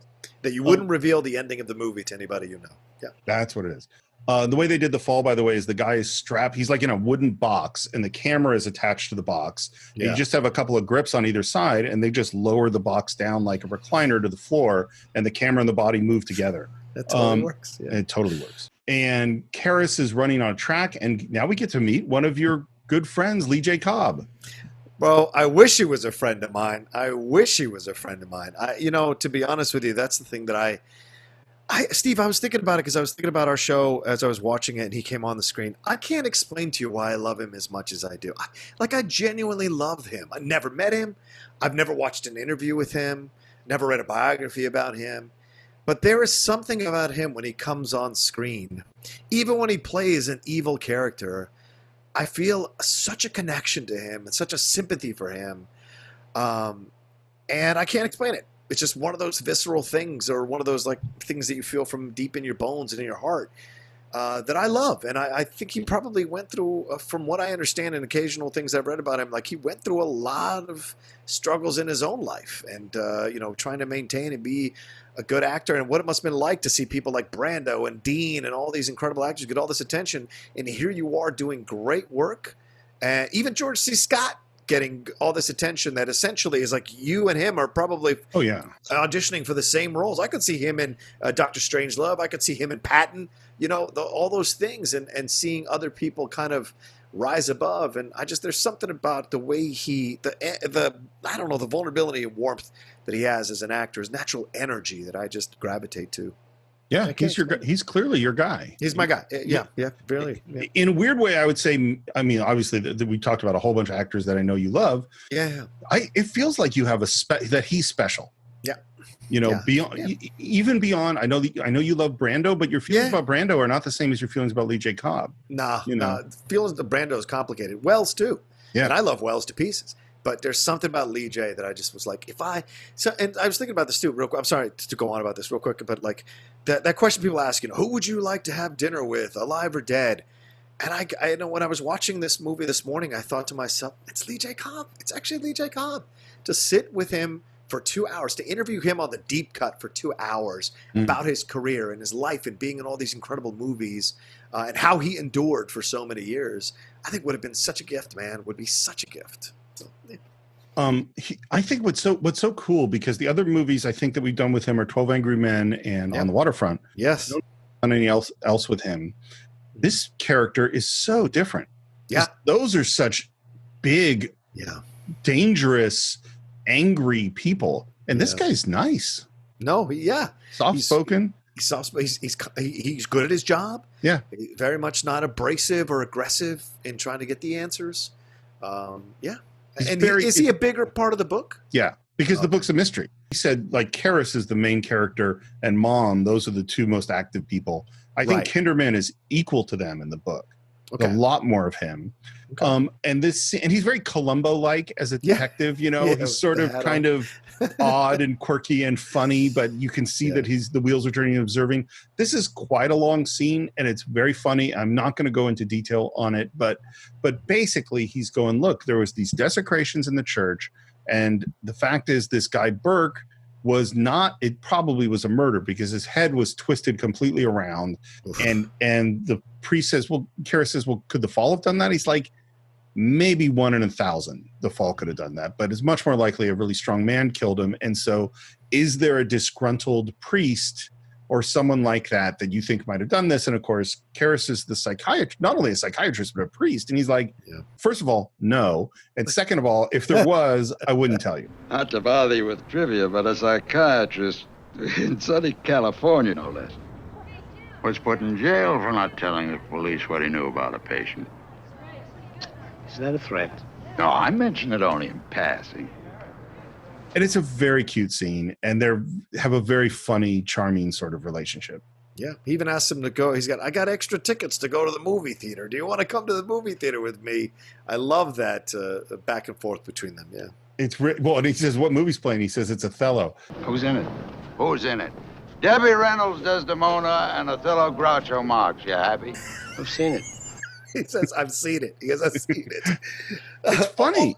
Yeah. And also, Steve, when they're talking John Garfield, so this film is existing in a world where those movies exist like for us. So it's like, it's an interesting way that they're doing that, you know? It's fun. And the whole movie pass thing is way bigger in the book. Oh, wow. Because part of it is that's Carl's alibi is that he was at Othello, and that is why he could. And so it goes into much more stuff. Wow. And I think it's totally correct that it was cut out. It looks like the type of disorder that's rarely ever seen anymore, except in primitive cultures. We call it somnambuliform possession.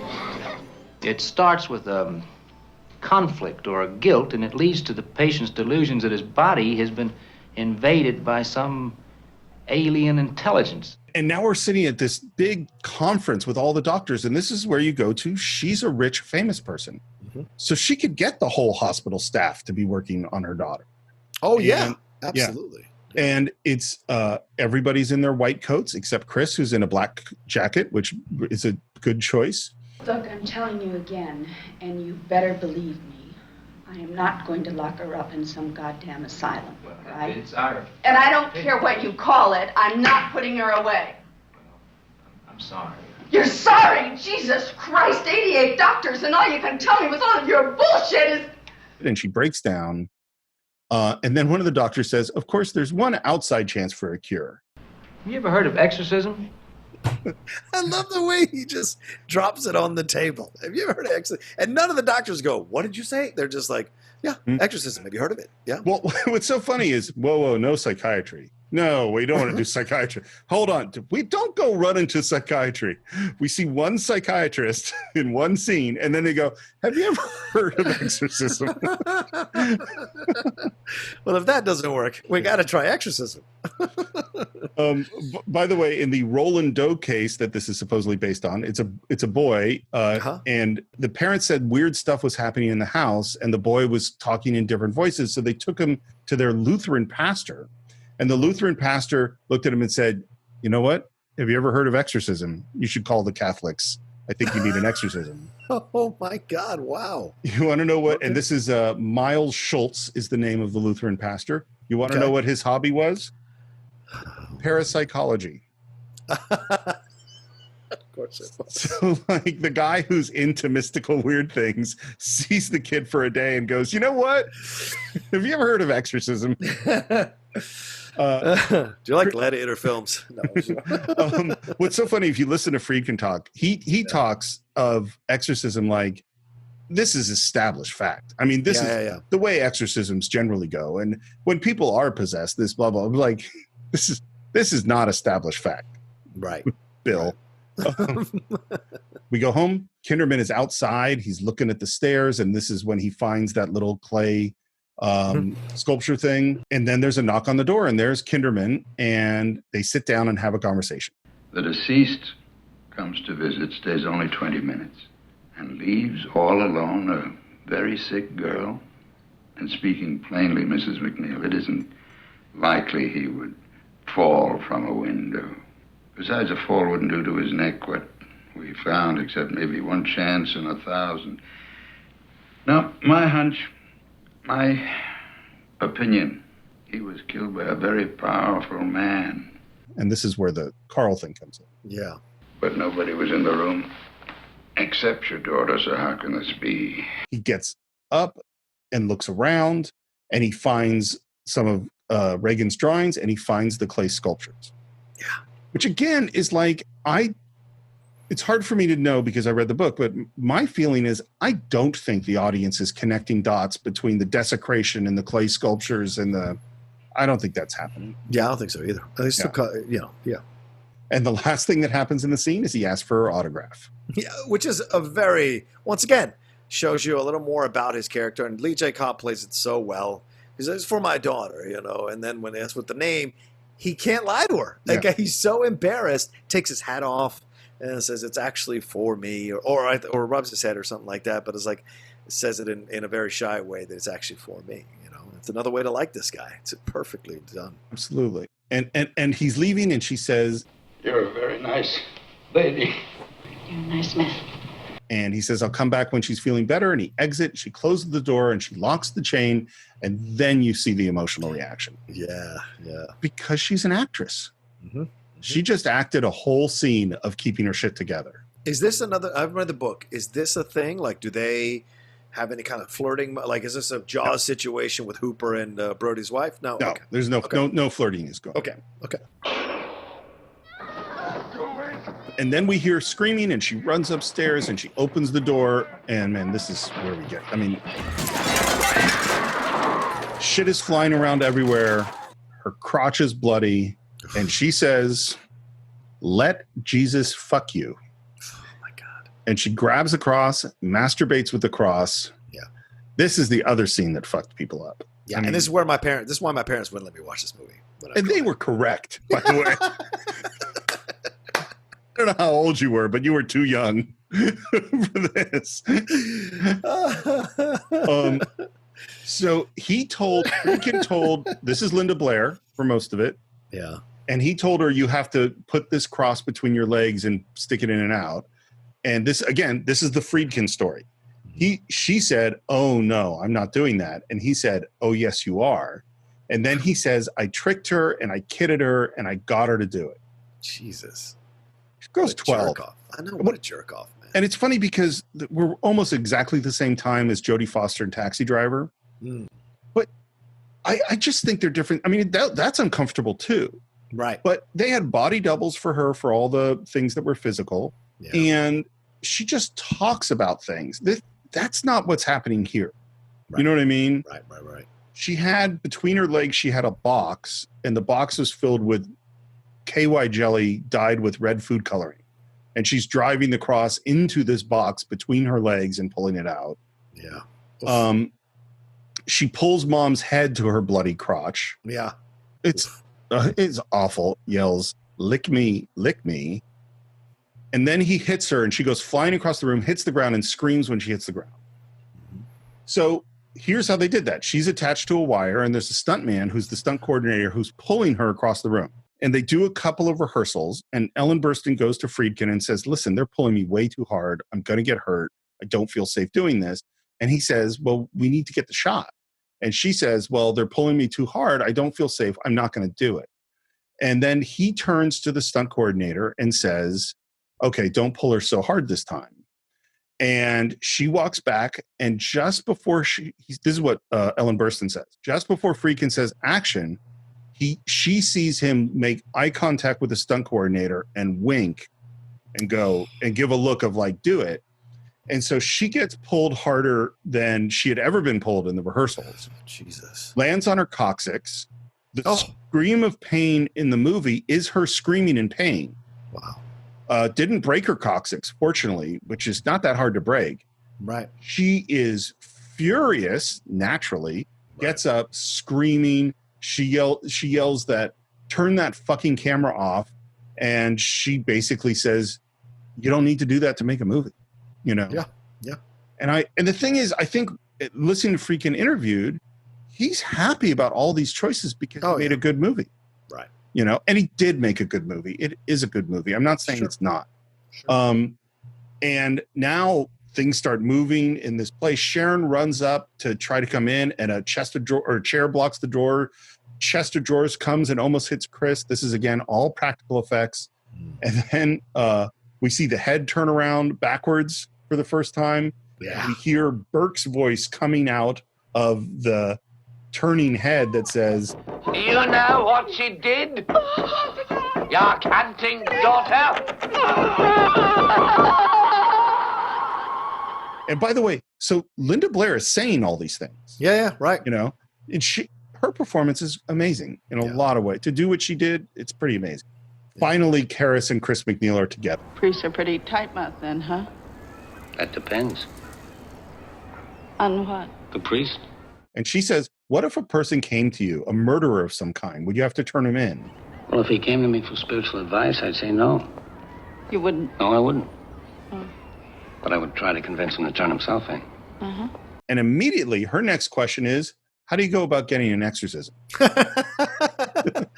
I love how she tricks him in. Like, she just walks him into this situation, and then his reaction, come again? Excuse me? Or something like that. It's so perfect. And then he says, well, first of all, I'd have to get him in a time machine to go back to the 16th century. Yeah. He says, Mrs. McNeil, since the day I joined the Jesuits, I've never met one priest who's performed an exorcism. It just so happens that somebody very close to me is probably possessed and needs an exorcism. Father Karras is my little girl. Then that's all the more reason to forget about exorcism. Why? I don't understand. To begin with, it could make things worse. Even if you were to do it, the Catholic Church has to investigate and see if it's warranted. Yeah. And meanwhile, your daughter, she needs help. You need a psychiatrist. We're back to psychiatrist again. And she, again, Ellen, I know I keep saying, but Ellen's great. Could you see her? Yes, I could. I could see her as a psychiatrist, but I can't see not her. a psychiatrist. She needs a priest. She's already seen every fucking psychiatrist in the world, and they sent me to you. Now you're going to send me back to them? Jesus Christ, won't somebody No, you help don't me? see. You don't understand. Your daughter. God, can't you help her? Just help her. He comforts her. We're inside the house. We can hear Reagan or Mercedes Mccambridge, more likely, groaning, goes upstairs, and he goes inside. I'm a friend of your mother's. I'd like to help you. You want to loosen the straps, huh? I think it's Dick Smith is the name of the makeup artist. Unbelievable. The transformation that we're seeing in her face. The scarring, the trapped lips, the color of her face.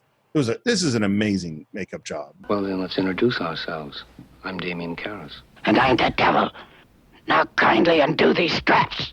And it is funny. This is where it became kind of less scary for me. Yeah.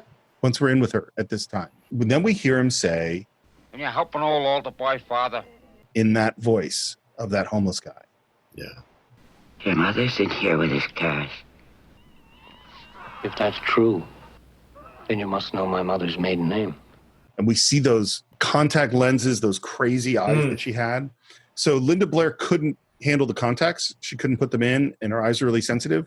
So they sprayed numbing things in her eyes. So they numbed out her eyes to put the contacts in. Oh, my God. Yeah. Well, I think she's spoken about this in numerous interviews, how much this film messed her up. No, she said that's not what I've Really? heard her say. Oh. Maybe you've heard her say that. What I've heard her say is, no, I was fine. It's kind of more like it might have messed someone else up, but it didn't mess me up. Okay. I mean, I don't know the answer. I really don't. Yeah. I mean, even Jody said she was messed up from Taxi Driver. And, yeah. So I don't know. Maybe. I doubt it, but maybe. And then she vomits on Karras right in his face. Friedkin said it was going to hit him in the chest. Oh, shit. Oh, wow. Okay. You asked me what I think is best for your daughter. 6 months under observation in the best hospital you can find. And Mom insists that's not my daughter. That is not her. Now, I want you to tell me that you know for a fact that there's nothing wrong with my daughter except in her mind. You tell me you know for a fact that an exorcism wouldn't do any good. You tell me that! Outside, he's leaving, but he turns back and says, did Reagan know a priest was coming? And she says, no. Did you know my mother died recently? Yes, I did. I'm very sorry. No. Is Reagan aware of it? Not at all. Why'd you ask? It's not important. Good night. One of the interesting things about scary movies, I think, is that in general, it's true. So, and what I mean by that is that if you have a movie where people are starting to worry that they're vampires, well, there are vampires. You know, like doubting the mystical thing is a natural part of scary mystical movies. Yeah. And almost always it's not Scooby-Doo. There's not an old guy in a mask pretending to be the devil. You're really dealing with the devil. Because that's how scary movies operate. So part of what's happening, and I think through the medical procedures and all the other stuff, you went to see The Exorcist. So we all know at the very beginning of the movie that the kid is going to be possessed by a demon. It's just the characters in the movie that don't. What an excellent day for an exorcism. And he says, you'd like that? And the answer is intensely. But wouldn't that drive you out of Reagan? It would bring us together. You and Reagan. You and us. And then a drawer pops open and he says, "Did you do that?" Do it again. In time. No, now. In time. And this is the weird thing about the movie. Why is the devil stalling? Why does the devil not show things? Well, I mean, this is an interesting point, but the first thing I can think of is we're trying to put human time on a demon that has been around for centuries. And so what we think is quick, or what we to a demon understands the long game completely, because it probably jumps from person to person as it possesses. So to them, all in time. Everything he says is all in time. Even the straps, that would be a vulgar display of my power to rip away from them, which he does eventually later on when Max von Sydow is doing all the stuff he's doing. So clearly could have ripped from the straps anytime it wanted to. And so it's a whole thing that it's playing games with everybody and messing around with everybody and taking its time to do the things that it wants to do when it wants to do it. I think you're totally right. And what you made me think of is, so there's a scene we're going to get to later on where Max von Sydow's there and Karis asks him, "Why this little girl?" And his answer is, "I think it's to make all of us despair." And what you made me think of is that it's actually easier to deal with the thing that you know what it is, even if that thing is the devil, than to deal with uncertainty. Like, uncertainty is the enemy of faith.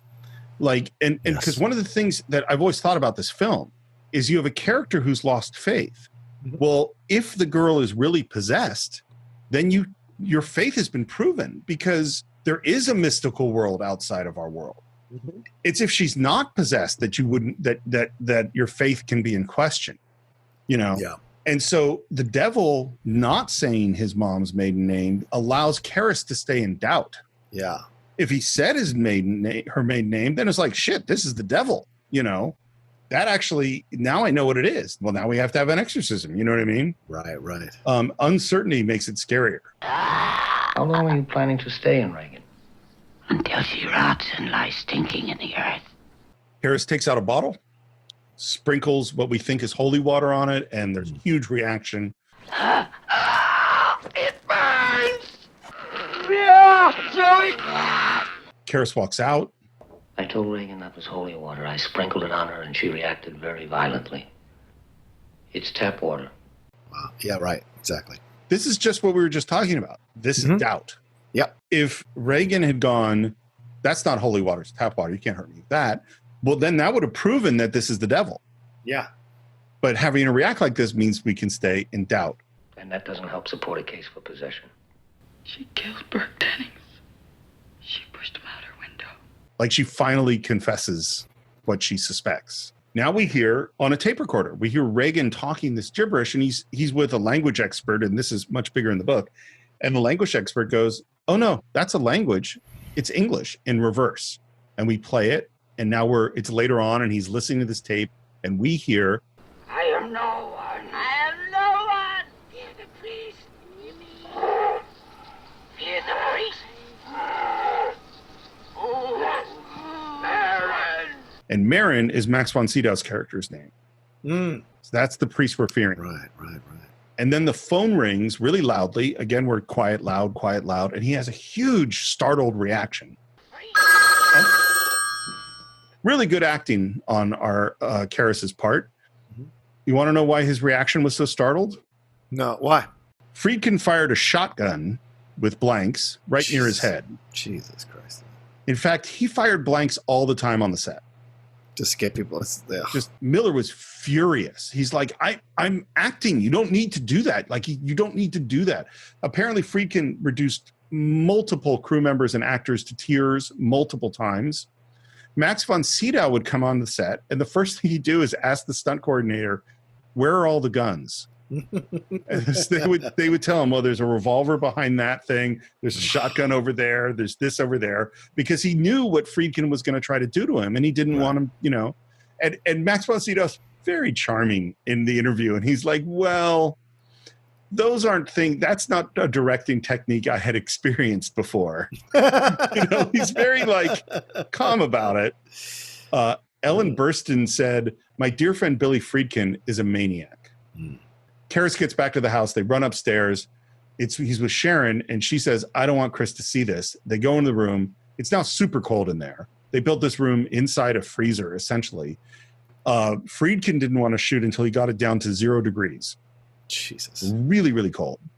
But then the set lights would heat it up. So after about 45 minutes of shooting, it would be too warm to see people's breath, and they had to cool it down again.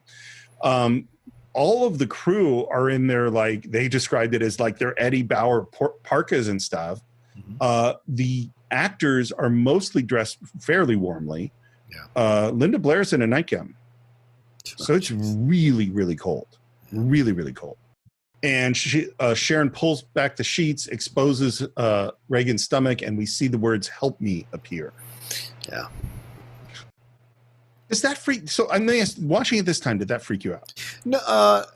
No, it was more an appreciation. I think when I was younger, it freaked me the fuck out. But no, older, it's more of an appreciation of like, this is so good because, like you just mentioned earlier, the idea of doubt, Steve, right? The back and forth. And I think this is fantastic because the guy who is kind of crisis of faith is doubting the situation. And then he sees the writing on from the inside out, inside out.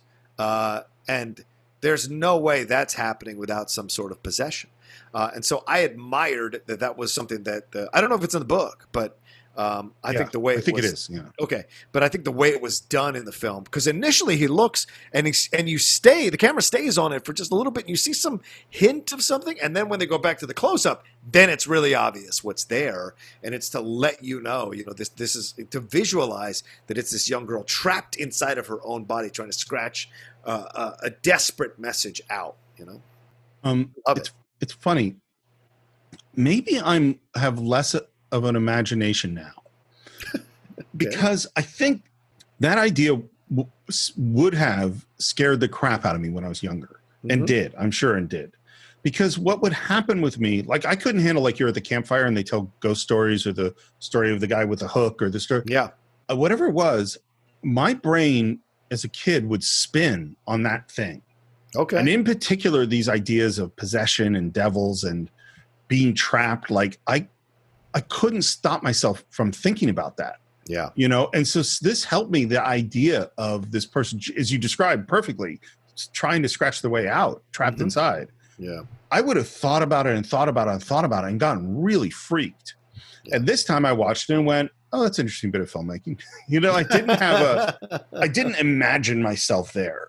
Right. The way I did when I was younger. And I think, again, it goes to what we said at the very beginning, is that the scary part of movies is what's in your head. Yeah. It's how you imagine things. Karras has the meeting with the church officials saying, I think this thing is real. And they, it's funny. He had said this whole thing of, it takes 6 months to prove the exorcism, whatever. And that's not what happens at all. They go, okay, well, let's see if we can find an exorcist for you. Yeah, right. It doesn't seem to be a big deal. Let's put it together. And then they later on, the bishops or whoever have a meeting. They say, we should get Marin. He's had experience. I didn't know that. 10, 12 years ago, I think, in Africa. The exorcism supposedly lasted months. I heard it damn near killed him. Cut to this beautiful wooded hill, and there's a priest walking away, which is Max von Sydow, and someone grabs him. We dissolve to Reagan's face. Yeah. And then we dissolve again, and it is a foggy night, and a cab pulls up, and there's a street light, and there is a priest that gets out of the cab and stands under the street light. And that is the poster. It's on the cover of the DVD. It is the image of The Exorcist. Yeah, yeah. It's an amazing, beautiful, beautiful, beautiful shot. And that is Max von Sydow's first day of shooting. Yeah, yeah. He's such a good actor. Mm-hmm. His all the energy, the gentleness of him. Do you want to hear the background of the case first, Father? Why? Which I find so interesting. Yeah, yeah. Because Karras has a foot in the world of science. A psychiatrist, a doctor, would want to hear the case history. Marin went face to face with a demon at a dig in Iraq, and that told him that he had to go back home because there was something for him to do. And then he got this call, so that's why he's here. Why would he need to know any information? Right, right. Because this is the thing. It just occurred to me. What is Karras trying to do? He's trying to save a little girl. Yep. What's Marin trying to do? He's here to fight the devil. Mm-hmm. I mean, it's not that he doesn't care about the little girl. Right. But that's not why he's here. The demon is a liar. He will like to confuse us, but he will also mix lies with the truth to attack us. And the camera pushes in on the door. The attack is psychological, Damien, and powerful. Remember that. Do not listen. Karras is still treating it like a psychiatrist. He's like, I think it might be helpful if I gave you some background on the different personalities Regan has manifested. So far, I'd say there seem to be 3. She's convinced that There's only one. I love the way this whole scene is shot. Yeah. They head into the room, super cold. We see their breath. It's all shot very close with long lenses. It's very cut up. We had a lot of wider shots at the beginning of the movie. And what is the first thing that Regan says? She says, "Stick your cock up her ass, you motherfucking worthless cocksucker." Be silent! I think the other thing that's a violation, there's so many violations in this film. And obviously they're physical violations. But one of the violations is just having this young girl say these horrible things. Yeah. You know, this virginal, pure person say awful, awful stuff.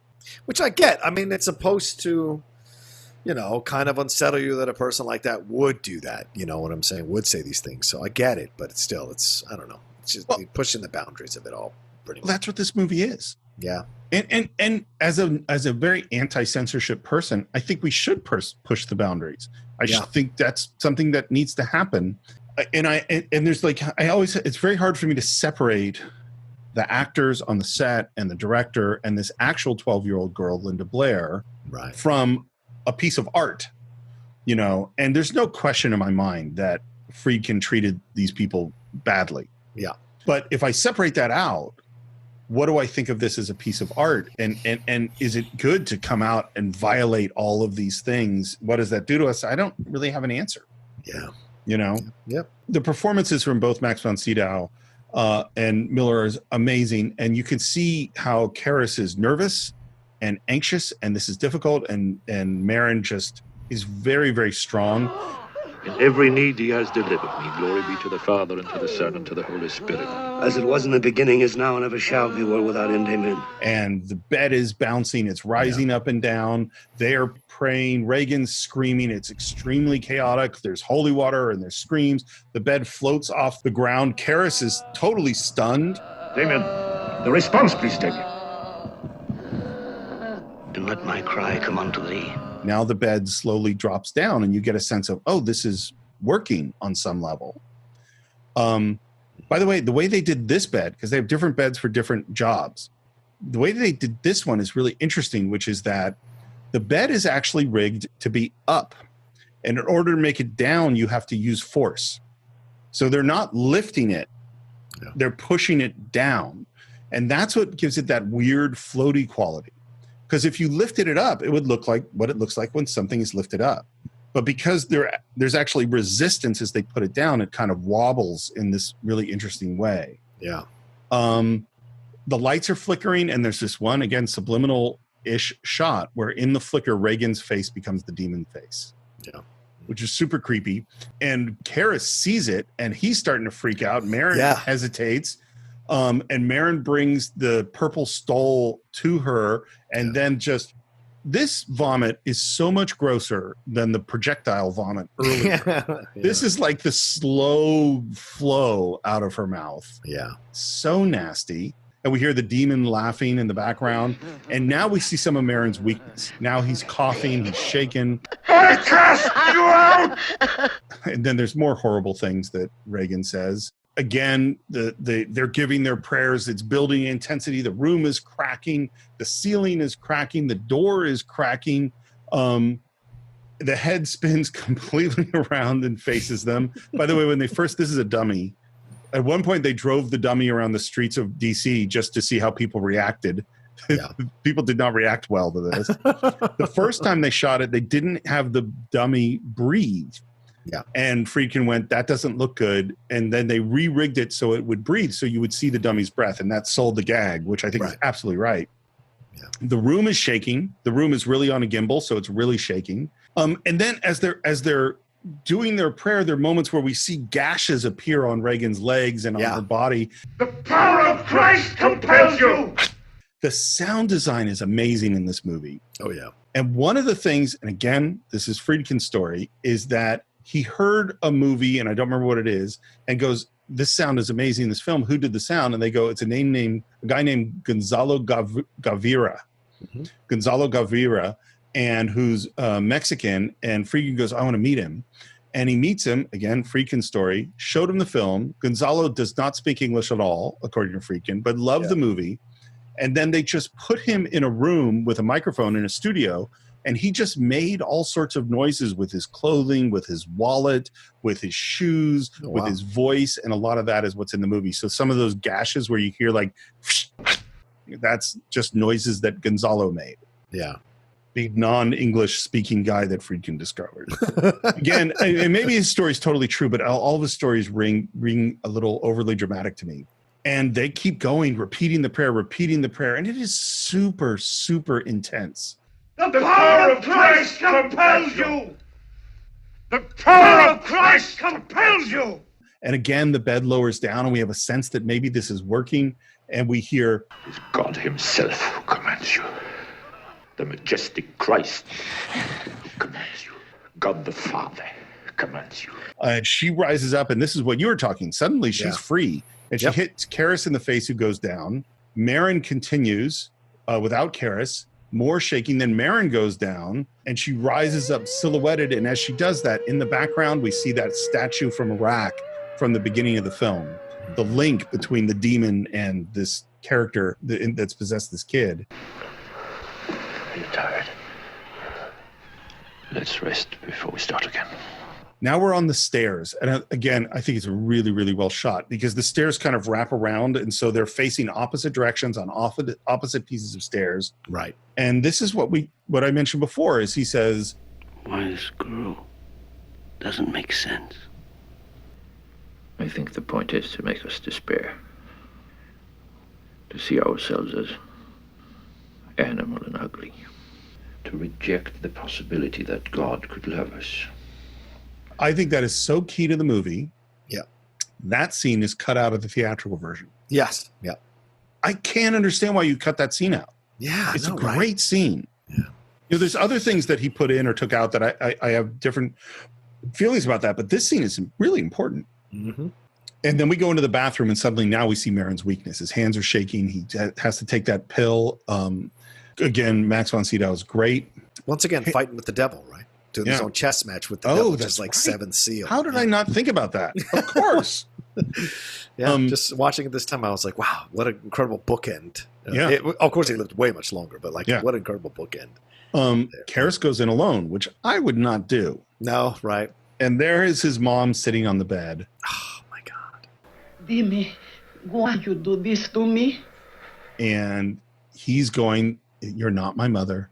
And then Marin comes in and she continues to talk to him as if it's his mother. And he starts freaking out. You're not my mother! Because he's broken. And Marin told him, don't listen. They're going to find your biggest, weakest thing, and they're going to exploit it. Say it over and over again. Do not listen. But Marin is too consumed with his own guilt over his mom. He hasn't come to terms with it. And so no matter what he says to convince them that he's able to Karras is no matter what he says to convince them that he's okay, when they start, it's done. You know what I'm saying? He gets totally like messed up by it. Yeah, absolutely. You know who I think you should never make a scary movie about? That. Experienced hallucinogenic users. True.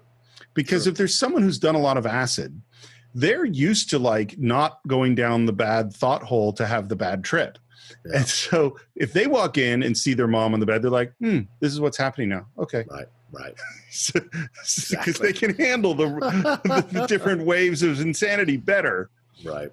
But actually, and all joking aside, you always take the fragile people to the scary movie. Oh, yeah. You know what I mean? Like, Karras, if he had perfect faith, wouldn't be so interesting in this film. Mm-hmm. It's his lack of faith. It's all of his uncertainties that make him interesting.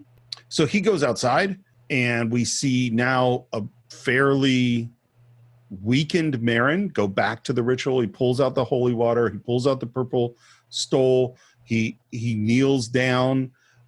We hear more writhing and groaning, and he goes back to the ritual. And Karis is outside praying, and Chris comes out and asks, "Is it over?" And he shakes his head no. And then Chris says, "Is she gonna die?" And he says, "No." Strongly. Yeah. And yes, exactly. So my question at this moment is, does he know what he's going to do now? I don't think he knows what he's going to do now, but I know that he is. But I sense that he's determined to not let yet another person die on his watch, and yet another person that he deems as an innocent die on his watch. Or at his expense. So he's in that. That's why I think that second no is more forceful, because he's determined not to let it happen again. That's what I think too. I don't think he knows specifically what he's going to do. Yeah, no. But I think he has decided that he is not going to quit. That if it costs him his life, he is going to fight for this girl. Yeah, that's what I think. Just as this happened, the doorbell rings and Chris goes down. She puts the chain on the door. It's Kinderman on the other side. Yeah. Karis goes into the room, finds Marin dead. It's funny that we never see how it happened. We never know why. The holy water is poured out on the bed, and she's in the corner, or the demon's in the corner in Reagan's body. And as Alex is looking, as Karis is looking, as Karis is looking at Marin's, but now wouldn't that be a switch? As Mongo is looking at Marin, no, but as Karis is looking at Marin's body, she starts this childlike giggle, which is so, how can I say this correctly? It's such a insult. It's such a purposeful dismissal and condescension and trying to dig at you. So I get his reaction right afterwards. Yeah, I mean, there are two things that happen. There's a bunch of things that happen that are odd. The first is that he beats onto his chest. Yeah, tries to get that I'm chest like, above. dude, I don't think that's how you do this. I mean, he's leaning over a person and with both hands hitting them as hard as possible in the center of the chest. Right. That's not how I was trained in Boy Scouts to do CPR. I'm just saying, true. That doesn't seem correct. And then when Reagan giggles, he yells, "You son of a bitch," and he throws her on the ground and just starts beating on her. Yeah. And I think the first time you see this movie, there's just where's this movie going? What's going to happen? Yeah, right. And then what's going to happen is in the next seconds, this is going to be over. He says, "Take me, come into me. Come into me." Yeah, yeah. Come into me! God damn you! Take me! Take me! And he stands up. And there's this moment where his face changes into the demon face with the eyes. And oh, shit, he's possessed. And then I think really good performance from Jason Miller of fighting that. Yeah. His face kind of comes back to normal. And he screams no, and he jumps out the window.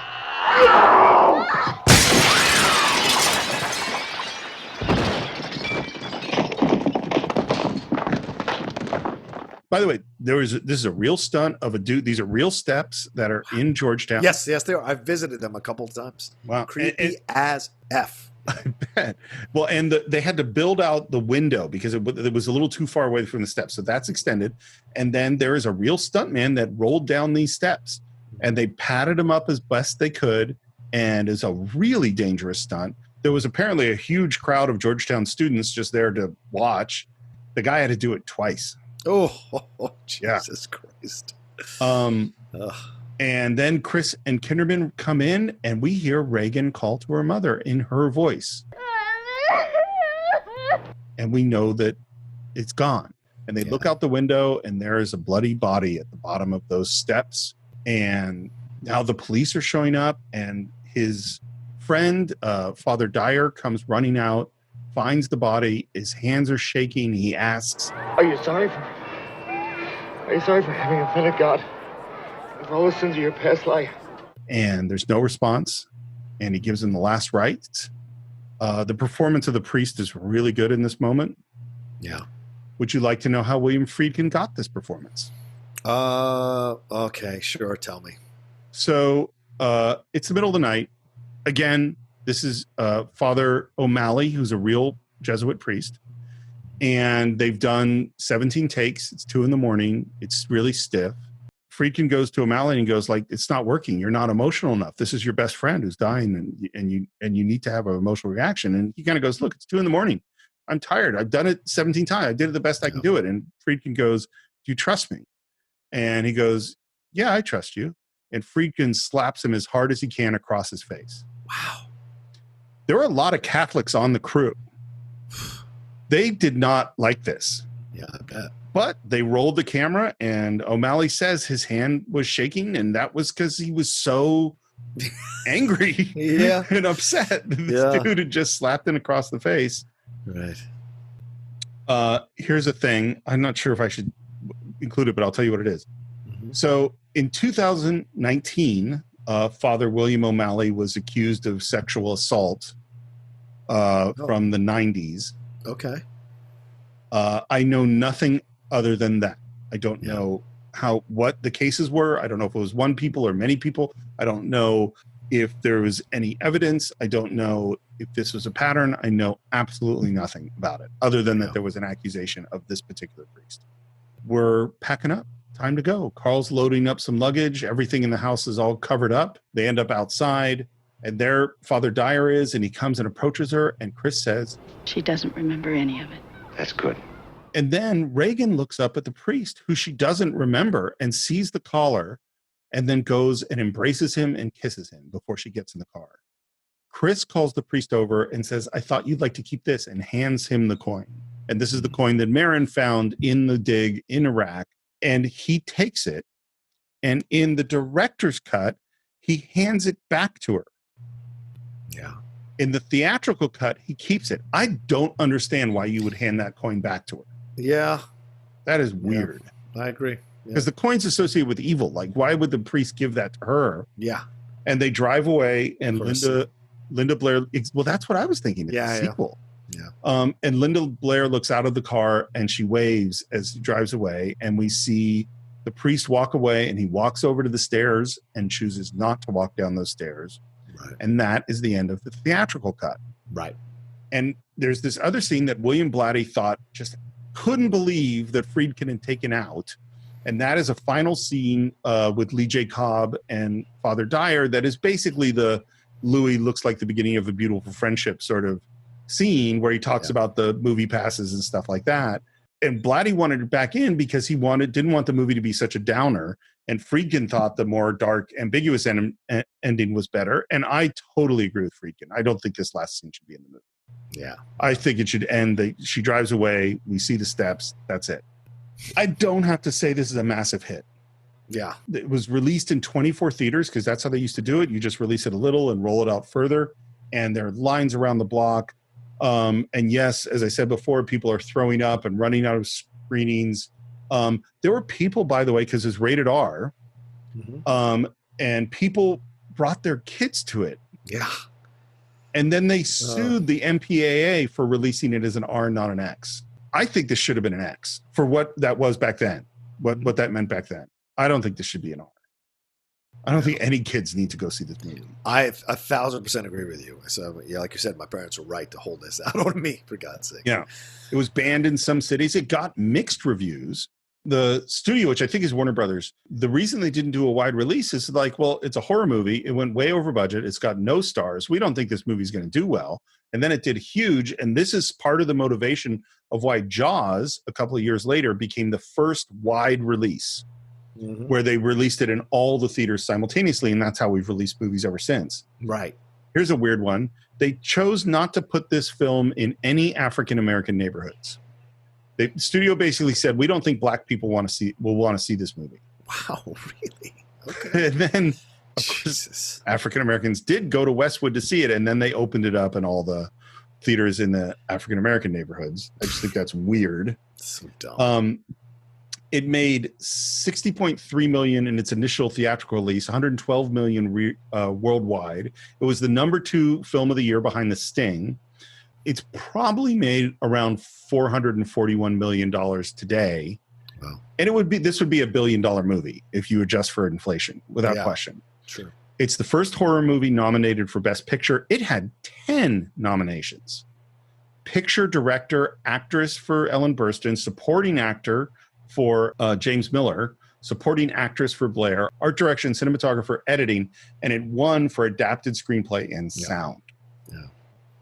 By the way, one thing I saw was adapted into a stage play, which played with Richard Chamberlain and Brooke Shields on Broadway. Oh, that's an odd one. It is a very odd one. Something we've been doing lately with our patrons on Patreon is giving them a chance to ask some questions about upcoming films. And here are two of the questions we got. One is from Ryan Lieb, who says, something has always struck me about this film is how quickly time passes. And important events suddenly seem to have transpired. We've given very little exposition about the characters. You start with Marin in Iraq and jump abruptly to Georgetown. We see Burke. Then we hear that Burke is dead. All of these things are jumping around. And he asked, what do you make of this style of writing? Do you think it's written that way to be intentionally disorient the viewer and make them feel like anything can happen? Or is it just a mark of a typical 70s screenplay? Yeah. Plot definitely unfolded differently back then, but I can't, off the top of my head, think of another movie that moves in quite this same way as this one. What do you think?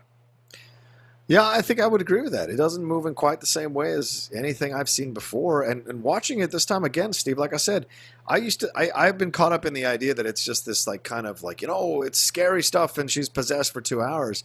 There's actually so much more going on, so much more of a slower burn than people actually remember about this movie, because the tension and the fear that something horrible is about to happen or something horror-filled is about to happen just permeates every scene, every second of every scene throughout the movie. It's so well constructed, intensely built, or built to like expose the tension just sitting there underneath the whole time, that it makes you feel like it's a completely different film than you've ever experienced before and since, to be honest with you. I couldn't agree more. And I think, it goes back to the thing we were saying before, that faith and doubt are key to this film. Yeah. And if he gave us more explanations, if we saw everything happen, we knew more who Marin was. It's like none of that Iraq scene is explained at all. Mm-hmm. That's what makes it scary, is because that's what's going like, well, what's going on? This has meaning, but I don't understand what the meaning is. I don't know how things happen. And I think Ryan's point is really well taken, that it does disorient you to not have the traditional storytelling, to have so many things happen off screen or happen quickly. Yeah. Our patron Jay Martin says, when William Peter Blatty in several interviews always stated he wrote the book with no intention to scare or horrify readers, and that his intention was to write a sort of faith-based detective story from a purely narrative structure. Does it work for you, both as a horror film and as a detective story? Well, I haven't read the book, right? So I don't know how to compare the two. You have. What do you think? I think it's what we said, is I think the book is more of a detective story, and I think that's jettisoned. That's the one area that I think is most different in the film, is we don't have as much a detective story. Things like, I didn't intend to scare or horrify readers. If Blatty really said that, I don't know what you're talking about, dude. Yeah, I mean, come on. Dude. It's an exorcism. Yeah. John, do you have final thoughts on The Exorcism? Yes. The Exorcist. On The Exorcism as well. But yes, on The Exorcist, my final thoughts are, this is actually a stellar film to watch on Halloween. I know a lot of people defer to other films, and certainly Halloween, the 1978 film, is a damn classic. But this one is a stellar film. This is how can I say? This is just a well-constructed movie that belongs in the conversation of the top 100 movies ever made. And I haven't always felt that way about this film. But watching it this time, I was able to really sink into the characters and their motivations, and sink into the overall technique that was used by Friedkin, and obviously some of the questionable stuff he did with actors I wasn't happy about.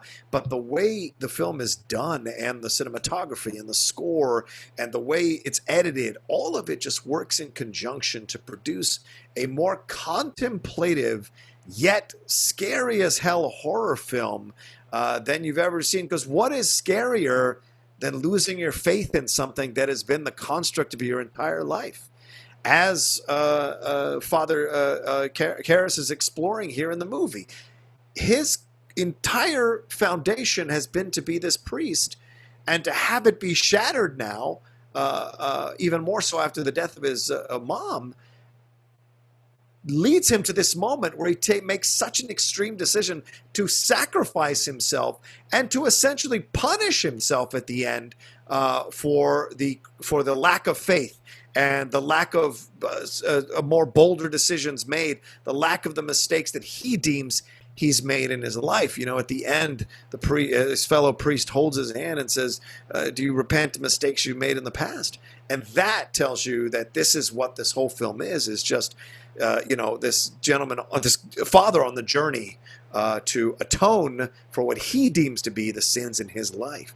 And that's why I think this film works so well. Is yes, it's horrible to be possessed, but it's even more horrible to be possessed with a lack of faith in the thing that has been the foundation of your life and your existence.